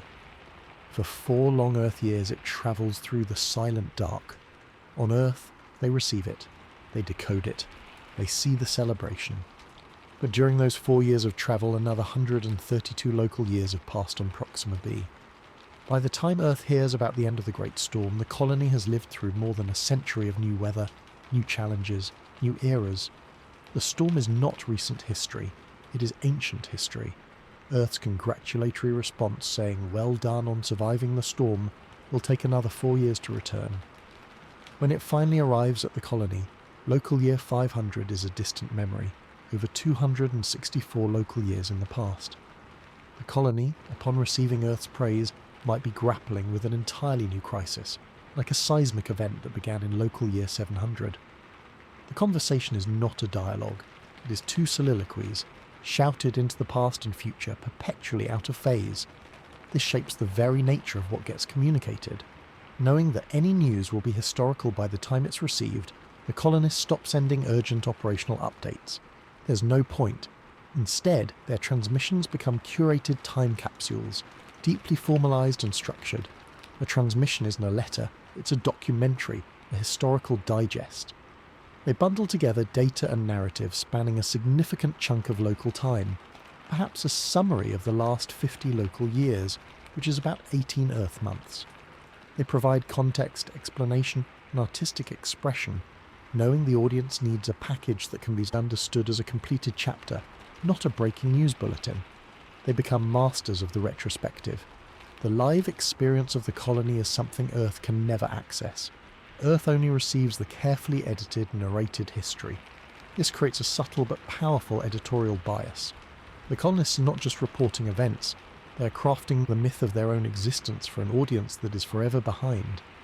They choose which struggles to highlight, which triumphs to magnify, which artistic pieces best translate the feeling. They are, in a real sense, writing the legend of Proxima b for Earth's consumption, and they are doing so with the knowledge that the real story is already centuries ahead of what they're describing. For Earth, the colony becomes a ghost, a phantom image. The people they see in video updates are 4 years younger than they are now. The landscapes they see are from a different local millennium. Earth scientists study geological data that is, in local terms, antiquated. Their political bodies debate colonial policies based on situations that have long since evolved or resolved. To Earth, the colony is a stuttering slow-motion film strip, a picture of a past that is still, to the colonists, a vivid and recent memory. This is profoundly disorienting for Earthbound families. You watch a video from your son, who's 30 years old, telling you about his first child being born. By the time you see it, that child is 4 Earth years older, walking and talking, and you have missed it all. Your emotional responses are forever out of sync. You celebrate a milestone long after the person you love has moved on to new concerns. The grief is even more twisted. News of a colonist's death arrives 4 years after it happened. For the colony, the mourning period is over, the rituals complete, life has moved on through scores of local years.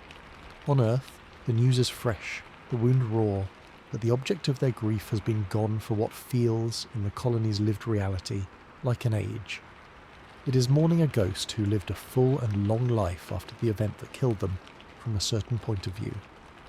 For the colony, this lag breeds a profound functional autonomy that hardens into a cultural trait.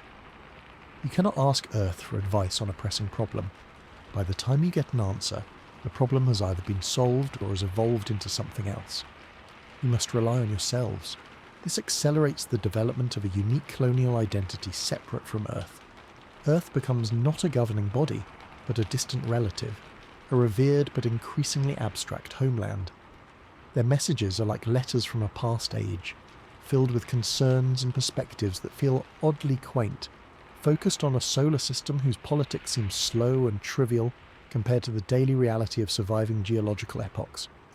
The colony starts to see itself not as an outpost of Earth, but as the capital of its own new reality, with its own timescale and therefore its own priorities. The communication lag is the physical proof of their separation, a 4 light-year wide moat filled with the molasses of slow time. The psychological effect is a peculiar form of temporal loneliness. You're isolated not just in space, but in the asterisk present moment asterisk. Your now is shared only with the people immediately around you. Everyone else in the universe, including your entire species of origin, is living in your past. You're cutting a path through time that no one else can see until you're far ahead. This can lead to a sense of prophetic burden or melancholy. You know you are creating a future that Earth will learn about only as a foregone conclusion. Your decisions feel heavier because they will be analysed by Earth as historical facts, not as live choices. You are both an actor in a play and the author of its history for a distant audience. This paradox, living a present that is always someone else's past, becomes a core part of the colonial mindset. It fosters a strange patience mixed with urgency. You're patient with Earth's slow responses because you understand the physics of it, but you're urgent in your own actions because you know you're the only ones living in this particular now, and you must get it right for the history books that are being written in real time. In the end, the communication channel with Earth is less a lifeline and more a one-way observatory, a telescope pointed backward in time. The colonists send their carefully crafted chronicles into the past, and Earth, peering through the lens of light years, sees only the beautiful, tragic and already fossilised image of a world that is, and a people who were, forever racing ahead into a future that by the time it's seen has long since become the distant past. That crushing isolation from Earth's present, that reality of being the sole inhabitants of your own accelerating now, has a profound silver lining for the scientific mind. Proxima b is not just a home or a challenge, it is the most spectacular laboratory ever conceived. The very phenomenon that strains your psychology and culture, the hypercondensation of geological time, is a gift of unimaginable value to science. On Earth, the great processes that shape worlds are hidden within deep time. You infer them from static rock layers, from ice cores, from painstakingly slow models. Here, those processes are laid bare, playing out on a stage where the audience has a front row seat for the entire performance. Erosion is not a theory. It is a visible, measurable event you track month by month. Climate change is not a gradual trend over centuries. It is a dramatic shift you can observe within a few Earth years as the planet cycles through what would be, on Earth, ice ages and interglacial periods in a single human career. This turns every colonist with a scanner and a notebook into a kind of time-travelling scientist, a witness to the birth and death of landscapes. Take the simple process of canyon formation. On Earth, the Grand Canyon took millions of years to carve. A geologist studies it as a finished product, a museum exhibit. On Proxima b, a similar hydrological process, perhaps from meltwater cycles during brief, intense summers, might carve a significant ravine in a matter of decades of colony standard time. A single researcher could arrive at a trickle of a stream and, over the course of their 20-year career, watch it become a deep gully, then a chasm, documenting every stage of undercutting, collapse and sediment transport. They are not reconstructing history, they are recording it live. This allows for the testing of geological hypotheses with a speed and clarity impossible on Earth. You can actually see if your model of slope stability is correct, because the slope will fail and reform on an observable schedule. The feedback loop between prediction and observation is so tight it revolutionises the field. Geology stops being a forensic science and becomes an observational one. Climatology undergoes an even more radical transformation. The planet's atmospheric systems, driven by the rapid 11-day year and the peculiar radiation of a red dwarf, operate on a compressed timescale. A global climate pattern might have a cycle of a few hundred local years, which is just 10 or 15 Earth years. This means a climatologist can observe multiple full cycles within their working life. They can witness the birth, maturation and decay of permanent storm systems, watch polar ice caps advance and retreat, track the migration of entire cloud forests across a continent, all from their desk, receiving daily data updates that span local decades. The concept of climate modelling shifts from long-range prediction to near real-time weather forecasting, but for patterns that are, in terrestrial terms, millennia long. You're not predicting the climate of your grandchildren, you're forecasting the climate of the next local century, which is just 3 years away. For biology, the implications are staggering if life exists. The search for native life is conducted under this extraordinary temporal lens. If you find a microbial mat, you're not looking at a static community. You might be able to observe its evolution in a way that Earth scientists never can. Does it adapt to a shifting chemical environment over 50 local years? That's less than 2 Earth years. Can you witness speciation? The potential to study Darwinian processes in a kind of time-lapse is the holy grail of exobiology. Even if life is not found, the study of prebiotic chemistry, the formation of complex organic molecules, would be accelerated. Reactions that take millennia in the cold depths of space or in Earth's early oceans might occur on observable timescales here, under the energetic glare of Proxima Centauri. The planet itself becomes a chemistry set for the origins of life, running experiments at high speed. This acceleration forces a complete overhaul of the scientific method itself. The classic model, hypothesis, experiment, observation over years, conclusion, is too slow. The phenomena are moving faster than a traditional grant cycle. Science on Proxima b becomes agile, iterative, and continuous. Researchers operate more like day traders or emergency room doctors, constantly monitoring streams of fast data, adjusting their models in real time.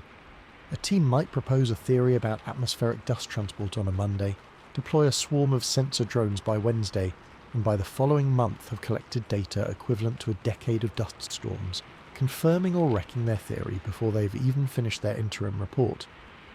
Peer review happens in hallways and over meals, with colleagues who are looking at the same rapidly changing datasets. The pace is exhilarating and exhausting. The data itself is a paradox of scale. You're collecting what amounts to deep-time data, but you're doing it in human time. A hard drive that would on Earth hold a century of weather data from a single station, here holds 1 million local years of planetary history. This compression creates surreal archives.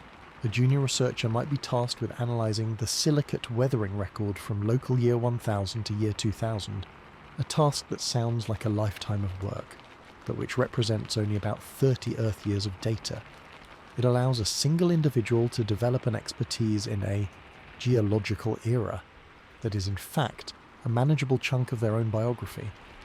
Of course, this unique science is incredibly difficult to contextualize for Earth.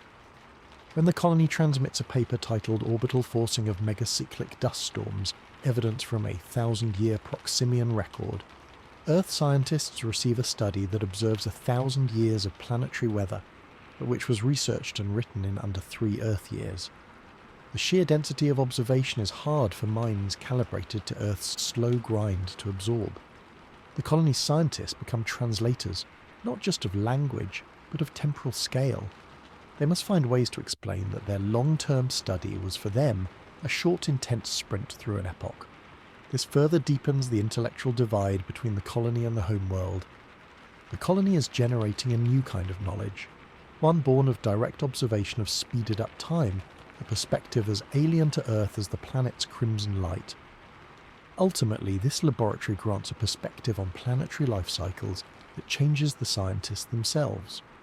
You develop a visceral, gut-level understanding of a world as a dynamic, breathing, ever-changing system. You see the planet not as a snapshot, but as a movie. This fosters a holistic view that Earthbound specialists who spend their lives on tiny pieces of a frozen timeline might struggle to achieve. The great reward for all the hardship, then, is this.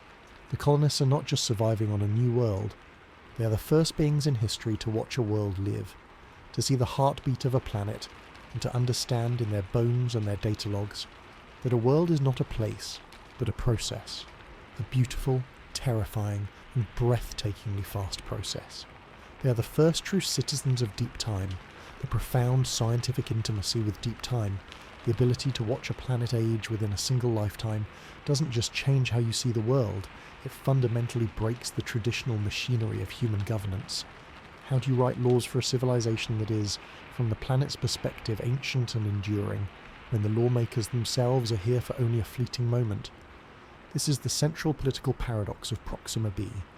Every piece of legislation, every treaty, every zoning regulation is drafted in colony standard time with human-scale concerns in mind, but it immediately takes effect in a world where its consequences will play out across what are effectively centuries. A water rights agreement signed in year 10 of the colony might be based on aquifer levels observed over the previous 5 years, a snapshot. But those aquifers are part of a hydrological cycle that has multi-hundred-term patterns. The agreement could become catastrophically obsolete or unfairly advantageous within a few Earth years, as local decades of drought or flood alter the very landscape the law was meant to govern. The government isn't just managing people, it's trying to legislate for a ghost, the phantom of future planetary conditions that will arrive long before the political term expires. This forces a complete reimagining of what a constitution or a law even is. On Earth, constitutions are designed to be stable, enduring frameworks changed only with great effort. Here, that kind of rigidity is a death sentence.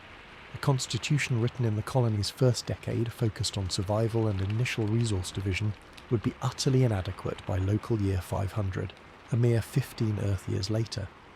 The planet itself has rendered it archaic. Therefore, the colony's founding document cannot be a set of fixed rules. It must be a set of fluid processes *. It establishes how laws are made, reviewed and amended with blistering speed. It prioritises adaptability over permanence. The legislative body operates less like a parliament and more like a continuous crisis management team, constantly receiving updated planetary forecasts and tweaking regulations accordingly. A law might have a built-in sunset clause, tied not to a CST date, but to a specific planetary condition. This mining ordinance remains in effect until sensor data indicates the northern dust flow has shifted eastward by 10%. Governance becomes a real-time feedback loop with the environment. Leadership and representation are fraught with cognitive dissonance. A council member is elected for a term of, say, 5 CST years. In that term, they will preside over the equivalent of 165 local years of planetary history. Their campaign promises are made in the context of human needs, but their daily briefings are about seismic shifts that span epochs. They must make decisions today that will set the course for a community that will experience several local centuries before the next election. This creates a terrible burden of foresight and a temptation towards short-termism. Why invest in a long-term infrastructure project that won't pay off for 10 CST years when you'll be out of office in 5, even though those 10 years are over 300 local years of planetary benefit? To combat this, the political culture must evolve to despise short-term thinking as not just irresponsible, but existentially dangerous. Electoral success might hinge on a candidate's demonstrated ability to think in dual timelines, to present policies that are immediately stabilising in CST, while being sustainable across the next 500 terms. Voters become adept at judging this temporal acuity. The judiciary faces perhaps the strangest challenge. How do you adjudicate disputes when the facts of the case are literally being eroded by time? A property dispute over a plot of land near a riverbank is meaningless if the river has changed course 3 times in local decades since the conflict began. The legal system must incorporate planetary data as evidence. Precedents set in one local climatic era might be invalid in the next. The concept of original intent in law is hilarious here. The founder's intent was based on a planet that no longer exists. Justice becomes provisional, focused on equitable processes rather than fixed rights to specific changing resources. Mediation and adaptive solutions replace rigid rulings. The bureaucracy, often a slow-moving beast on Earth, must become a hyper-efficient predictive organism. The Department of Resource Management doesn't just track current water levels, it runs constant simulations of the next 1,000 local years of aquifer recharge based on orbital forcing models. Its regulations are algorithms, automatically adjusting extraction permits based on real-time sensor data and long-term forecasts. Permits for external construction might be valid only for a specific window of planetary stability, expiring not on a date, but when a predicted storm season begins. This gives the state an unprecedented level of direct, continuous intervention in daily life, justified by the need to keep the colony synchronized with the furious pace of its world. The line between governance and planetary systems management blurs entirely. Political factions inevitably form along temporal lines. The anchors might be a group advocating for strict adherence to CST in all human affairs, prioritizing psychological well-being and Earth traditions, even if it means ignoring planetary opportunities. The flowists might argue for greater synchronization with local turn cycles, for adapting human rhythms where possible to harness the world's speed, even at social cost. Debates rage. Should the school year follow the CST calendar, or be reorganized around turn-based planetary events for more relevant field studies? Should the economy fully embrace the local time depreciation of assets, or continue to use CST as a shield? These are not minor policy differences, they're existential choices about the identity of the colony. The need for rapid change also threatens stability. If laws can be amended too easily, there is no social anchor, no trusted framework. Citizens could live in constant uncertainty about the rules. Therefore, the colony likely develops a two-tier system. A slow-moving, hard-to-change core of principles, essentially a commitment to human rights, collective survival, and scientific truth, forms the bedrock. Upon this, a fast-moving layer of operational regulations shifts with the planetary winds. This creates a culture of trust in the bedrock and adaptability in the superstructure. Public discourse is heavily informed by science. The planetary forecast is as much a political document as a manifesto. A leader who ignores a 1,000-turn drought prediction is seen as negligent, not just politically, but criminally. Ultimately, this governance model fosters a unique kind of citizenship. To be a citizen of Proxima b is to be a student of time. You're expected to understand the basics of orbital mechanics and climate modelling, not as academic pursuits, but as civic duties. Voting involves considering candidates' interpretations of deep time data. Community meetings discuss how to adjust local ordinances in response to a predicted 200-turn warming trend. The polity is a conscious collective entity trying to steer itself through a temporal rapids, where every rock and eddy is a century in the making. The government's primary role is not to impose order upon chaos, but to interpret the chaos of time for its people, to translate the planet's frantic song into a sustainable score for human life.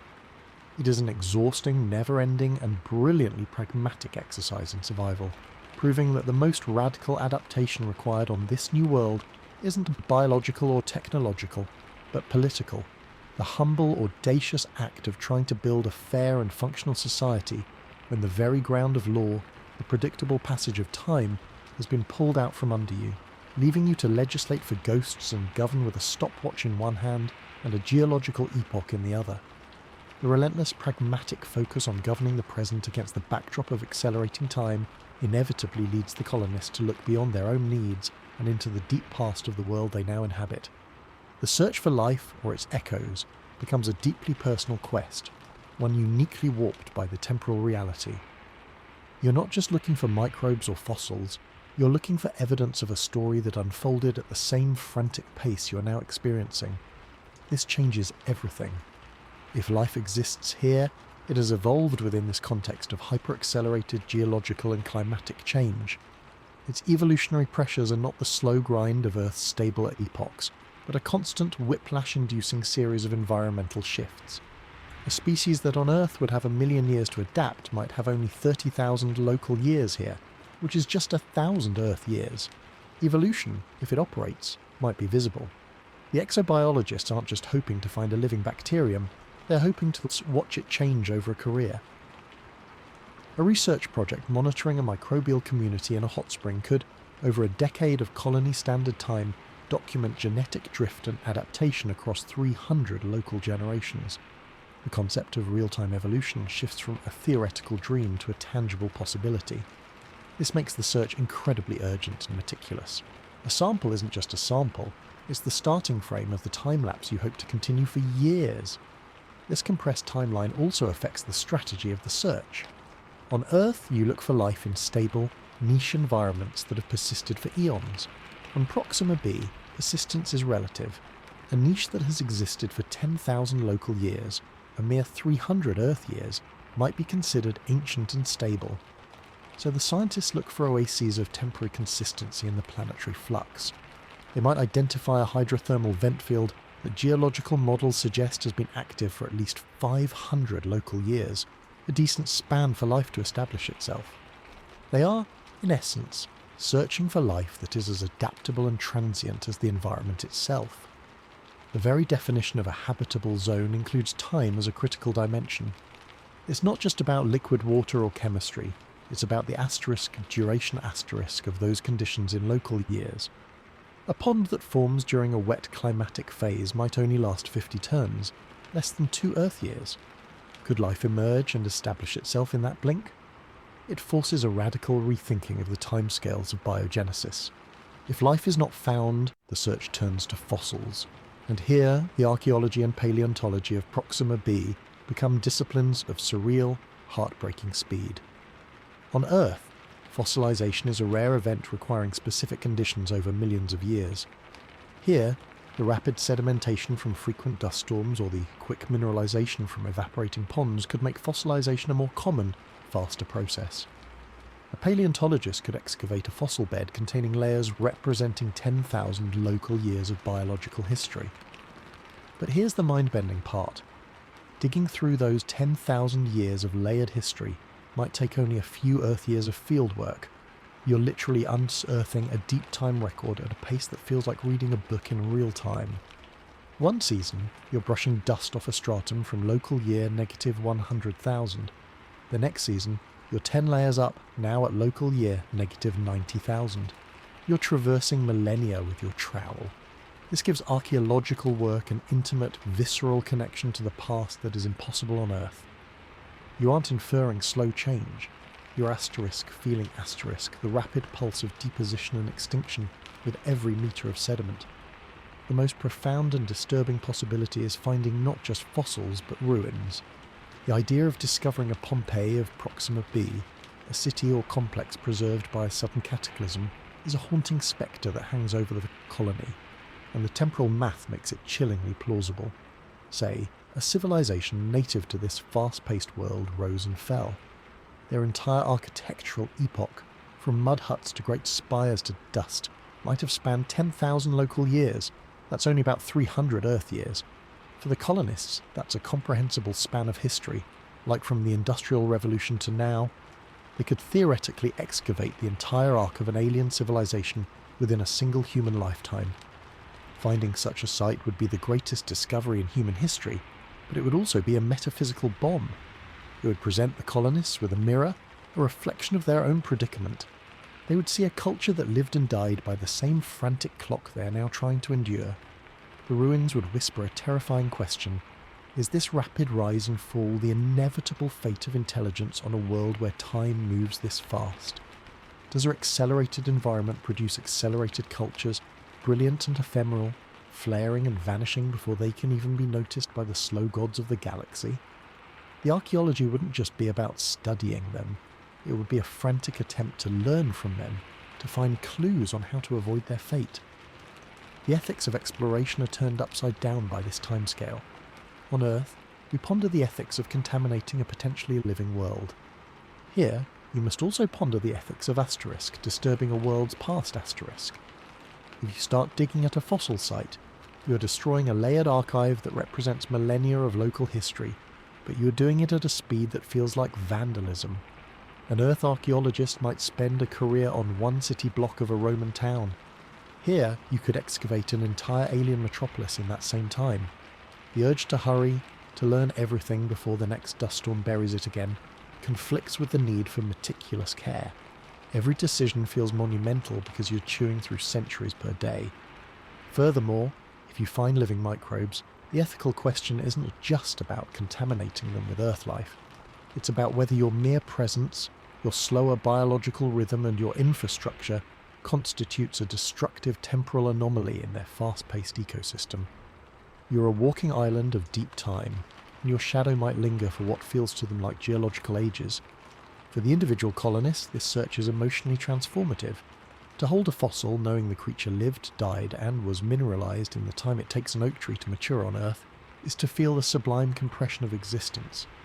To stare at the intricate, fossilized pattern of what might be a leaf from a forest that grew and was buried in a single local millennium is to understand fragility on a new scale. It makes your own struggle feel both insignificant and profoundly connected. You're not the first beings to wrestle with this world's speed, you're merely the latest. This can foster a deep, melancholic kinship with the planet, a sense of being part of a story where the chapters turn too quickly to savour, but are all the more precious for it. The search for life, therefore, becomes the search for context. It is the colony's attempt to understand if they are pioneers in a sterile laboratory, or newcomers in a graveyard, or perhaps neighbours in a bustling microscopic metropolis that operates on a time signature just slightly too fast for the human ear to hear. In looking for others, they're ultimately looking for their own place in the frantic order of things, hoping to find not just aliens, but a reflection that tells them what it means to be alive when time itself is a river in flood. After years of searching the rocks and skies for signs of another story, another consciousness that grappled with this world's frantic pace, the colonists eventually turned the most powerful lens inward onto themselves. The dig sites and sensor arrays ask questions of the past, but the mirror asks the ultimate question: who are we now? The milestone is not marked by a single event, but by a quiet realization that settles in after 10,000 days. 10,000 days. On Earth, that is roughly 27 years, a long chapter in a human life, from young adulthood into middle age. Time for careers to flourish and children to grow. Here, on Proxima B, those same 10,000 days have witnessed the relentless procession of nearly 900 local years. You arrived with the memories of a yellow sun and slow seasons etched into your mind. You have lived, loved, worked, and aged within the rigid, familiar cycle of colony standard time. But outside the viewports, you have watched a planet live through what it considers a millennium. This is the synthesis point, the moment where the two timelines stop being an external paradox to manage and become the very fabric of your being. You are no longer an Earthling. That person boarded a ship a lifetime ago, and the Earth they knew is now a historical reference point, a memory filtered through the lens of a different temporal reality. You feel a fondness, a nostalgia, but also a strange detachment, as if reading about the homeland of a grandparent. Your biology is still Terran, your circadian rhythms stubbornly tied to 24 hours, but your lived experiences diverge so radically that you no longer fit there. Yet, you're also not a native of Proxima B. Your body cannot sync with its 11-day year. Its crimson light is still alien to your cells.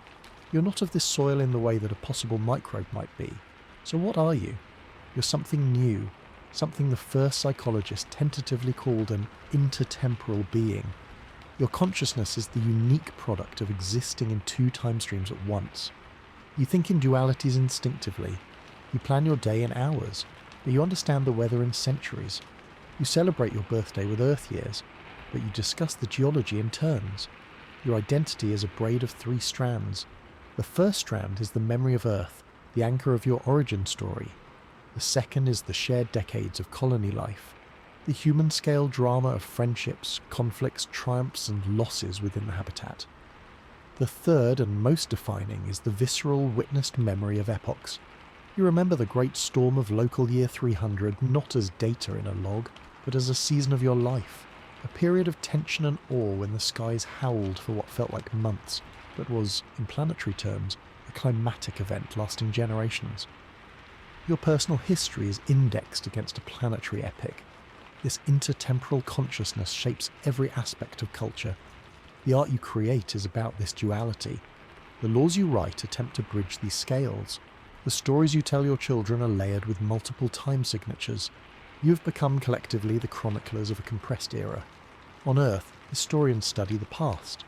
Here, you are the living historians of a present that is also deep time. You have watched mountains weather and rivers change course with your own eyes. You have data sets that show 1,000 years of atmospheric pressure, and you lived through the days they were collected. This grants a perspective on change that is both intimate and vast.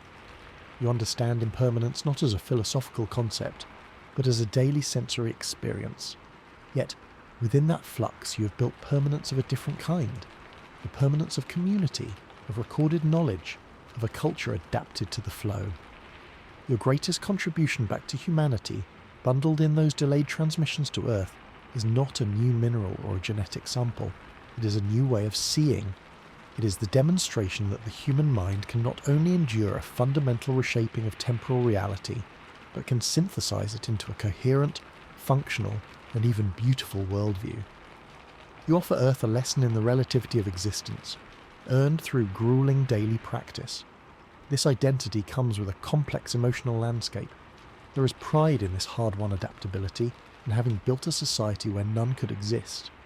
There is a profound sense of uniqueness, of carrying a story that no one else in the universe fully shares. But there is also loneliness, a temporal solitude. You're a people out of phase with the rest of humanity. Conversations with Earth feel like speaking to a beloved but distant past. You know that your lived reality, the feeling of centuries passing in a handful of years, is incomprehensible to them, no matter how many documentaries you send. This forges an intense bond with your fellow colonists. They are the only ones who truly understand. Your shared language is filled with terms and references that would be nonsense anywhere else. You're a tribe defined by a shared experience of time distortion. Looking inward, at the individual level, this synthesis manifests as a kind of temporal wisdom. You become less attached to the idea of leaving a permanent mark on the landscape, because you have seen how quickly the landscape forgets. Instead, you invest in leaving a mark on the community, on the knowledge base, on the hearts of the next generation. You learn to value resilience over rigidity, adaptability over stubbornness. You develop a patience for human problems, which unfold at the old, familiar speed, and a startling decisiveness for planetary problems, which require actions that will echo across local centuries. Your personal goals blend the short and the long in strange ways. You might save for a retirement that is decades away in CST, while also planting a tree species you know will mature and die within that same period, completing its entire life cycle as a companion to your own. As the 10,000 day mark passes, the colony shifts from a pure survival outpost to a genuine society with its own legacy. The children born here, the first true intertemporal natives, come of age. They have no memory of Earth, only stories. Their biphasic thinking is innate, not learned. To them, the duality is normal. They are the living proof that humanity can not only survive, but evolve a new normal under extreme temporal conditions. They will face their own challenges, perhaps a restless desire to see the slow world of their ancestors, or a deeper integration with the planet that their parents could never achieve. The first generation now sees itself as the bridge, the translators who span the gulf between Earth time and Proxima time. The role is increasingly that of elders, not just in age, but in temporal experience, holding the memory of the origin point and the witness of the first millennium. So, when you look back, you see the history of a planet, 1,000 years of storm and calm, erosion and deposition, all contained within the archive of your collective memory. When you look inward, you see a human life, with all its familiar joys and sorrows, its slow growth and aging. And when you look up at the stars, particularly towards the faint dot of Sol, you feel not just distance, but a difference in rhythm. Earth is not only far away, it is incredibly, ponderously slow. You think of its civilizations rising and falling over millennia, and it feels like a stately grand ballet compared to the frenetic punk rock of Proxima B's timeline. You do not pity it, you respect it. But you also know you can never go back to that pace. Your heart beats to a hybrid drum now. The identity of the interstellar colonist, therefore, is not that of a conqueror or a mere settler. It is the identity of a synthesizer. You've taken two disparate realities, the human biological clock and the planetary orbital clock, and woven them into a workable life. You are the observer who became part of the experiment, the scientist who fell in love with the subject, the pioneer who discovered that the final frontier was not space, but time. Your home is not a place on a map. It is a point in the tension between two timescales. Your culture is the set of tools, stories and laws you invented to live in that tension. And your legacy, should you choose to send it earthward, is the message that time is not absolute. It is a medium that can be lived in more than one way, and that humanity, against all odds, can learn to dance to more than one beat. You're no longer from Earth, you're from the interval, and after 10,000 days, that is enough.